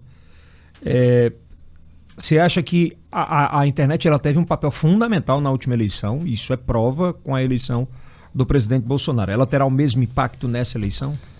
Eu não tenho dúvida, certo? Eu acho que aqueles que estiverem falando de política, porque você tem influenciadores digitais em vários aspectos, né? Estou falando político, claro. Os políticos, aqueles que falam realmente, então, eles têm uma força muito grande. E aqueles que forem candidatos e souberem usar essa energia da internet, com certeza vão ter um resultado. A vaidade atrapalhou algum deles? Alguns deles? Não tenho dúvida. A vaidade sempre atrapalha. E o ser humano é falho, né? Nós somos pecadores de nascença. Tem o Mamãe Falei, tem o próprio vereador do Rio de Janeiro. A gente viu agora um influencer absurdo da segurança pública, que era o delegado da Cunha, que acabou meio que Pois é. Se enrolando completamente com algumas coisas, né? Não, ele tá errado. Quando eu botei na Rony humildade e perseverança, quando eu vejo as pessoas com arrogância, eu tenho um pé atrás. Eu gosto muito das pessoas humildes. Eu acho que a gratidão, a humildade e a perseverança, elas fazem parte de quem tem sucesso na vida, certo? E sucesso permanente. Não sazonal. Não sazonal. Então as redes sociais, elas dão essa para muitas pessoas que às vezes não estão preparadas, essa capacidade. Você falou uma coisa muito foda agora. É muito falta às vezes de formação de base. De base. Que aquilo porque quando você já tem aquilo no berço familiar de valorização, de respeito, de carinho, de amor de Deus na porta de casa, você não vai se iludir com muita coisa. Não vai. E as pessoas, eu observo muito aqueles que perseveram, né, que permanecem.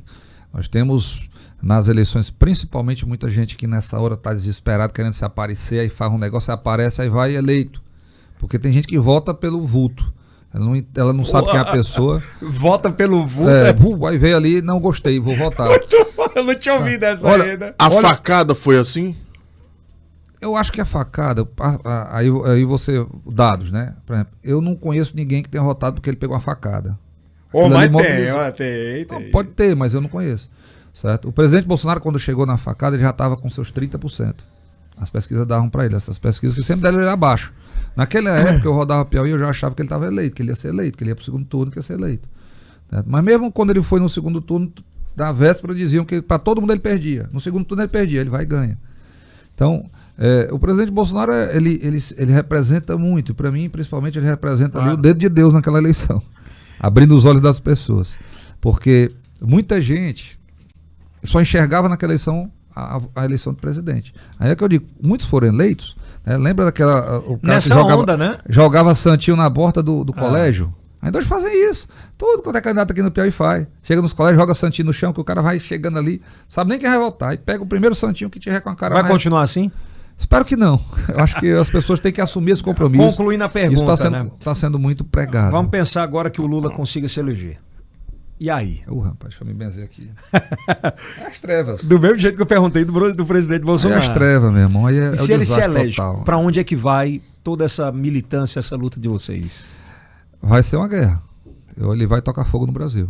Ele vai destruir essa nação. Nós vamos ficar pior do que a Venezuela. Mas vocês vão, enquanto estadistas, nas urnas, se isso se concretizar de alguma forma, vai haver o aceito? Vai ser aceitado? Vai ser aceito. Não tem como você, depois aceitar, da eleição, vai ser aceito, né? Você tem que questionar isso antes. Depois de consagrado, legitimado, aí é 4 anos de taca. É porque a gente vive essa discussão da urna. Quem acompanha o presidente Bolsonaro é conservador. O que é que o conservador quer? Paz, tranquilidade, certo? E menos risco. Quem acompanha Lula é revolucionário. O que é que ele quer? O caos, para ele ser a solução. Então, quando o discurso de ódio, escute o Lula falando, é só discurso de ódio. Aí ele chama os outros de discurso de ódio. Né? O cara comete crime, aí fala que o outro quer ser preso. Então,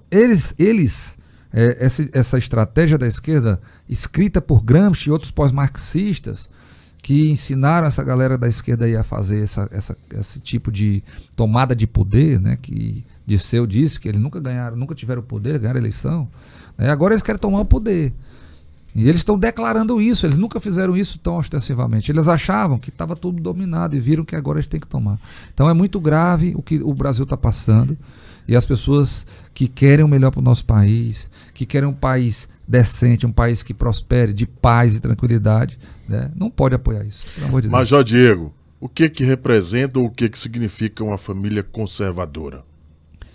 O ser conservador, o ser humano conservador, uma família conservadora é aquela que tem Deus acima de tudo e todos. Pátria, família é a defesa do seu estado, da sua cidade, da sua nação, sua casa. E defende sua família, defende liberdade, defende estabilidade. O que o conservador mais quer é estabilidade. Qual o período? Né? Vejam quem eram os conservadores ao longo da história recente do Brasil, de Dom Pedro II para cá. Dom Pedro II, 43 anos, imperador. Foi um período de estabilidade do Brasil. O Brasil cresceu. O Brasil tinha um crescimento que não teve depois após a República até hoje. Certo? Foi um governo conservador. Visava o quê? A cultura, a educação. Né? Eu estou trazendo aí para 100 anos atrás. Aí de lá para cá você vai ter o governo conservador agora, Bolsonaro. Dá esse exemplo do Bolsonaro. Bolsonaro, o que é que ele buscou? Paz, tranquilidade. O que é que ele fez? Diminuiu regulação, diminuiu impostos, valorizou as pessoas quando elas precisavam. Enquanto os que eram contra o presidente trancavam as pessoas dentro de casa e diziam que a economia não importava, eles diziam, pessoal, a economia importa. Hoje o Brasil está um país onde as pessoas estão vivendo ainda com mínima dignidade graças ao presidente Bolsonaro, porque se dependesse desses governos de esquerda nos estados e nos municípios, tinha quebrado tudo. Ele não errou na pandemia, não? Ele acertou, só acertou. Mesmo... Comprou todas as vacinas. Os outros não compraram uma vacina, não. Enquanto os outros estavam roubando o dinheiro que ele mandava para os estados, veja aqui o consórcio do Nordeste, né, que o Wellington Dias criou, roubou 48 milhões, sumiram com 48 milhões. Agora está um governador acusando o outro, da época. Como é que o cara rouba respirador no meio da pandemia, rapaz? As pessoas morrendo. Como é que eles têm a cara de pau de hoje pedir voto para essas pessoas que morreram, que perderam seus entes queridos? O ex-governador teve aqui e disse que o presidente poderia ter salvado 350 mil famílias se tivesse comprado a vacina antes. Como se não tinha para vender? Ele é louco. Ele tá mentindo, ele adora mentir. O que é que ele fez? Me diga, o que é que ele fez durante a pandemia? Não, me diga, ele teve aqui, você perguntaram para ele, o que é que você fez durante a pandemia? Quanto foi o dinheiro que ele deu pro povo que ele trancou dentro de casa passando fome? Ele recebeu milhões de reais, bilhões de reais, fez muito empréstimo. O que é que ele fez? Ele disse que fez estrada, botou o pior pro Piauí. Tá as estradas agora decretado calamidade pública. Vá das estradas que ele fez. Película de asfalto. Na primeira chuva você acaba. Como é o nome? Película de asfalto, tá lá na placa. Película de asfalto. Por que Eu nunca tinha visto isso. Quem é que é o... Por que não Samanta e você, candidato ao governo? Porque são dois bolsonaristas raízes, né? Eu não questiono isso, porque eu fui convidado pelo presidente para vir ser candidato. Ele me escolheu. Estamos aqui. Não foi porque eu tive informação de bastidores que Samanta e você estavam muito no páreo a páreo, né? Ali pertinho um do outro para representar essa bandeira muito forte. Não, eu estava pré-candidato a deputado federal. Pois é, por isso que eu pergunto. E eu fui convidado para ser pré-candidato a governador. Pelo presidente. Pelo presidente. Os representantes dele. Ela vai sair bem? Quem? A Samanta?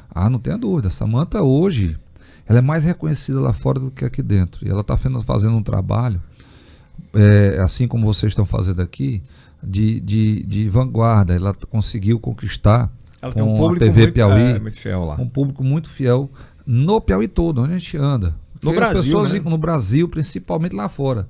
E com certeza isso vai resultar para ela em muito apoio para a eleição dela. Certo? Ela está colocando o nome como pré-candidata estadual, está fazendo um trabalho grande, ela é muito conhecida, atende as pessoas, se esforça muito, é muito trabalhadora. É verdade, ela é danada. Ela é trabalhadora. Uma coisa que eu tenho curiosidade, e é uma tem falado a verdade, que é importante. Ela é do bem, eu gosto muito dela. Tem uma coisa que me tira, pelo menos eu como jornalista, eu me questiono muito. Por exemplo, de um lado tem você que levanta a bandeira, Fidel é muito fiel ao presidente Bolsonaro. Fidelidade. Fidelidade. Essa nunca teve em cima do muro, sempre muito Não, forte. nunca tive, graças a Deus. Aí de um lado a gente tem o Ciro apoiando Silvio Mendes. E eu me pergunto por que o Ciro não está com você diretamente. Por que você é melhor do que o Silvio Mendes? A primeira pergunta, por que o Silvio Mendes, ele era do progressista, né? Eu nunca fui do progressista. Ele acompanha o Ciro Nogueira há muitos anos, certo? E eu entendo como naturalidade eles estarem juntos. Claro. A minha pré-campanha surge agora em março, praticamente, certo? Com a decisão do presidente da gente ter aqui um palanque, né, do grupo do presidente. E o Silvio Mendes, naturalmente, já estava em pré-campanha. O nome dele está melhor avaliado que o meu em pesquisas, né? E ele tem o posicionamento dele. Eu não questiono, eu acho que é a hora de unir a oposição. Certo? Eu conversei com o doutor Silvio antes de ser pré-candidato a governador, como pré-candidato a federal, dialogamos, certo? E entendo que ele está equivocado em não apoiar o presidente Bolsonaro. Pois é, ele não chama isso pro colo dele, né? Ele não apoia, não diz isso. E muitos outros posicionamentos dele. Também? Também. Por exemplo, quando eu falo que nós precisamos valorizar os policiais do Piauí, temos hoje no Piauí a Polícia Militar, segunda mais mal paga do Brasil. 7 anos sem reposição da inflação. Os policiais, nós temos um efetivo menor do que tínhamos em 1992. Nós temos professores aqui em greve há 80 dias. Nós precisamos valorizar essas duas classes. Valorizar. Eu assumo esse compromisso. Publicamente. Dessa valorização, né? Dessa valorização. Mas te chamaram, por exemplo, para ser vice do Silvio?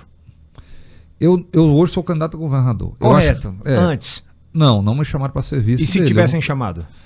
Eu não tive essa oportunidade. Você falou em união, assumi um você falou em união de oposições. Quando eu conversei com o doutor Silvio era para construir isso. Já tinha um posicionamento, na época, conversei com ele e com a Iracema Portela, para entender eles. Certo? E o que foi o entrave?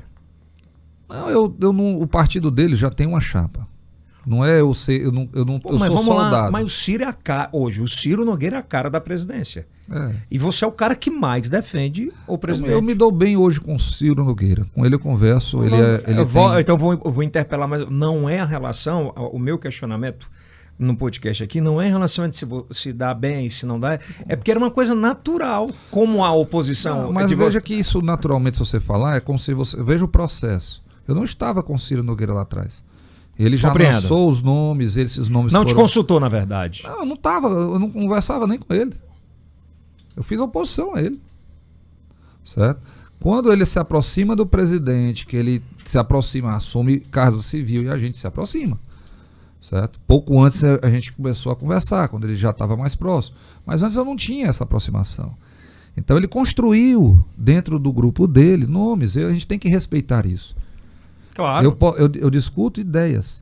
Né? Dentro da oposição, graças a Deus, há muito respeito. Você é melhor um candidato do que o Silvio? Eu me sinto hoje muito mais preparado e para o momento do que ele para ser governador. Por quê? Por minha experiência, pelo momento que estamos vivendo. Esse distanciamento dele do governo, o doutor Silvio estava muito tempo afastado da política, ele tem uma aproximação com o PT que eu acho que... O Silvio? Tem, ele gosta de dizer que essa teve... fala vai render. Tem uma aproximação, ele teve agora, o Geraldo Alckmin era próximo dele, ele quando foi prefeito, ele teve pessoas que eram do PT na gestão dele. Certo? Ele diz que não tem, como é que ele gosta de dizer? Esse discurso dele assim funciona hoje? Que não é político. Que ele deve estar funcionando, que ele está bem nas pesquisas, né? Mas vamos imaginar. Eu respeito o doutor Silvio, porque claro. ele é verdadeiro. Ele vai vir aqui também, dele, é o questionamento dele. Eu tenho o meu, eu sou também... Mas você é melhor candidato do que ele? 1000 vezes. Tenho dúvida, se o povo me tiver como governador, nós vamos ter o melhor momento do Piauí. Você é melhor candidato do que o Rafael? Esse daí nem se compara, esse aí é Mas vamos imaginar. O Rafael representa tudo que não presta no Piauí. Vamos imaginar que o senhor vai para o segundo turno com o Rafael. Silvio, apoia o senhor ou apoia o Rafael? Ou ao contrário, ele apoia Silvio, se o Silvio for. É o que eu estou te falando. A oposição, com muita responsabilidade, está colocando 2 nomes à disposição do Piauí, para que o povo do Piauí escolha. Nós temos o nosso projeto, um projeto conservador, de diminuição da estrutura do Estado, diminuição de impostos, de tirar o governo, o dinheiro que hoje está no bolso dos políticos do Estado e botar no bolso do povo, para que o povo possa prosperar, ter mais dignidade. De romper com esse esquema do PT de tanto tempo. Nós vamos auditar contas, nós vamos buscar trazer para o povo do Piauí o que foi desviado, sem vingatismo, mas com muita seriedade. Nós vamos estar alinhados com o presidente da República, Jair Messias Bolsonaro, com seus projetos. Nosso plano de governo está sendo construído alinhado com o que temos na presidente da República. Certo? Nós vamos estar, como policial, hoje, fazendo um enfrentamento direto à crise na segurança pública. O doutor Silvio, a expertise dele é na área da saúde. A sua bandeira é a segurança. É segurança, Perfeito. ele é saúde. Então nós temos duas opções. Agora, nós conversamos e nos respeitamos. Eu tenho pela oposição, a todos que estão contra o PT, todo o respeito. E quero dialogar, sim. Dialogar, pelo conversar. bem do povo do Piauí. O bom é o bate-papo. Pra gente fechar, você acha que o presidente Bolsonaro conseguia gerir o Brasil hoje sem um centrão de Ciro Nogueira? O presidente Bolsonaro, ele foi eleito com a guilhotina no pescoço. Elegeram presidente, as pessoas votavam, eu sou bolsonarista, e não votavam em candidatos alinhados ao presidente. O resultado disso foi que ele ficou refém do Congresso. E ele teve, sim, que conversar com o Congresso. Ele é refém do Congresso. Ele foi. Hoje ele conversou, ele acertou lá com todos que fazem o governo federal, os 3 poderes. Né? As pessoas têm que entender como o poder é exercido. Não é só no Brasil, é em todo o Estado democrático. Nós temos 3 poderes. O Legislativo, o Executivo e o Judiciário. Então, o presidente da República, ele comanda o Executivo. Mas ele são harmônicos e independentes, mas eles têm que ser harmônicos. Então, ele tem que conversar com o Legislativo e tem que conversar com o Judiciário. É natural. Então, se eu quero realmente mudar, eu tenho que votar um Legislativo alinhado. Sabe por que eu te fiz essa pergunta? Porque eu fiz essa pergunta para o Moro aqui. E eu perguntei, Moro, quem manda no Brasil? E ele falou, Ciro Nogueira. O Moro, eu sempre me decepcionei com o Moro. Certo? Primeiro porque eu acho que quem usa o seu trabalho muito politicamente como ele usou, isso é errado. Eu nunca fiz isso. Certo? Eu falo do que eu fiz, mas quando eu estava fazendo, eu não ficava fazendo propaganda de mim. Essa é hipocrisia. Segundo, porque quando ele vai para o Ministério, ele destrói o Ministério da Segurança Pública. Certo? E eu tive com pessoas que na época criticando isso, e ele disse que não sabia nada de segurança pública. Então, para que acabar com o Ministério da Segurança Pública? Era o maior problema do Brasil. 64 mil mortos em 2017, e o cara acaba com o Ministério da Segurança Pública. Hoje a segurança pública, a nível nacional, graças ao Moro, é uma secretaria dentro do Ministério que tem umas 15 secretarias. E por que o Bolsonaro chamou ele? Então, o Bolsonaro deu a ele, e ele exigiu isso daí. Certo? E o Bolsonaro, para tentar, ele assumiu o governo, ganhou a eleição. Poucos nomes. Tentou montar. O Bolsonaro, como muitos brasileiros, diferente de mim, certo? Tinha uma admiração pelo Moro. Você não tinha naquela época? Eu já não tinha. Quando eu vejo aquelas palhaçadas, que eu vejo o cara trabalhando, mostrando que quer mostrar o que está fazendo, eu já fico... Mas você sabe que tem muita gente no Brasil que fala que quem colocou o Bolsonaro lá não foi nem o Lula, foi o Moro, que não deixou o Lula se eleger. Quem fala isso não sabe nem que dia é hoje. Não tem nada a ver isso aí. O Moro, infelizmente, ele foi um grande traidor do presidente, um traidor do povo brasileiro, certo? É lamentável. Eu acho que quando ele larga a carreira da magistratura para assumir um cargo no executivo e lá pelas tantas, num momento crucial de dificuldade, no meio de uma pandemia, ele diz que vai acusar o presidente. Aquilo ali é uma coisa que somente alguém que seja muito pequeno faz. Ele não fez o mesmo com o Lula, não? Ele não tem nada a ver com o Lula, ele era juiz, ele não caiu no colo dele um processo. Veja que o juiz, ele não vai atrás do que está acontecendo. Quem prendeu o Lula foram os policiais, foi o Ministério Público, principalmente os policiais que foram lá e investigaram. Aí ele, por acaso, ele era o juiz natural. Então ele se aproveitou disso? Ele se aproveitou disso. Ele não foi atrás do Lula. E isso não prejudicou tudo? Não, o que prejudicou foi o Supremo. Se não fosse ele, se fosse outro, tinha acontecido a mesma coisa. Tinha dado a mesma coisa. Falei o nome, né? Eu tava vendo se ele falava alguma coisa, mas não foi. Conseguiu. E qual é a missão agora? A missão é salvar o Piauí, libertar o Piauí. Eu estou construindo um plano de governo, Edson, para ser o melhor do Piauí. Nesses 4 anos, um projeto de 4 anos para a gente fazer o melhor pelo povo de bem do Piauí. É um projeto construído a várias mãos. Estou conversando com o povo do Piauí, andando o Piauí todo, conversando com o povo de bem, com quem realmente defende o que eu defendo, os valores que eu defendo. Deus, pátria, família e liberdade. É muito simples isso. As pessoas têm que se envolver politicamente. Eu não tenho os recursos que os outros têm. Eu não vou comprar voto como outros aí vão comprar. Eu não vou mentir para as pessoas. Quando eu tiver que ser duro, eu vou ter que ser. Certo? Coloco meu número de expulsão. Eu sou oficial da Polícia Militar de carreira. Devo sair agora tenente-coronel. Certo? Tenho 25 anos de polícia. Você não está aposentado ainda da polícia, né? Não, eu volto para a polícia, decidam, quiserem outro, eu continuarei minha vida. Volta para Rony? Quem sabe? Adoro a Rony, seria uma grande honra. Seria uma grande honra, mas o que é mais importante nesse momento... Mas você quer voltar como governador? Eu quero voltar como governador, porque eu entendo a importância disso. Nós vamos salvar o Piauí. Nós vamos afastar essa criminalidade do Piauí. Se em 4 anos nós não fizermos isso, coloquem outro. Que bacana. Essa é a minha responsabilidade. E estou me somando a pessoas técnicas em cada área para fazer isso. Sem descriminalizar ninguém, sem revanchismo. Né? Quando eu digo que eu dialogo com todos que queiram dialogar, eu dialogo. Bacana. Bolsonaro errou quando convidou os generais? A quê? Assumir, ele está perguntando perto se ele dele. errou. Eu acho que não, ele sempre buscou cargos técnicos. A gestão pública é muito complexa, os generais são preparados. O oficial da Polícia e do Exército, ele é formado para ser gestor do patrimônio público. Então são pessoas altamente preparadas. E aqueles que lá chegaram conseguiram dar excelentes resultados. Vejam que as empresas públicas do Brasil davam em torno de 40 bilhões de reais de prejuízo no ano. Hoje elas estão dando 100 e tantos bilhões de reais de lucro. Então só aí você tem aí o que era de prejuízo com lucro, 150 bilhões de reais para o povo brasileiro, que permite Auxílio Brasil, o que permite fazer transposição do Rio São Francisco. Nós não temos, graças a Deus, no governo do presidente, um caso denunciado de corrupção. É um milagre. Todos os dias a corrupção estava presente no governo do PT. Todos os dias o Jornal Nacional denunciava. Todos praticamente os ministros do Lula foram presos. Presidente do PT foram presos. Tesoureiros do PT foram presos. Vai ser um segundo episódio pra gente falar negócio do MEC.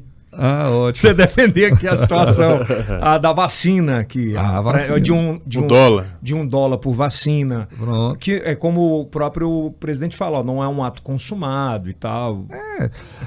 Mas enfim. Agora, se você quiser, A gente vai ter tempo Vamos absurdo ter tempo, da né? política agora. E olha que bacana esse espaço pra gente debater. Eu agradeço, viu, não dá pra você colocar o pensamento, essa trilha de raciocínio em 10, 15 minutos. É por isso que é importante. Só pra gente fechar nesse primeiro podcast, a gente vai ter outros aí, vai ter claro que vai falar, mas para fechar, com a possibilidade de 0 a 10 de acontecer um golpe militar no Brasil com eleições pró-Bolsonaro ou pós-Bolsonaro?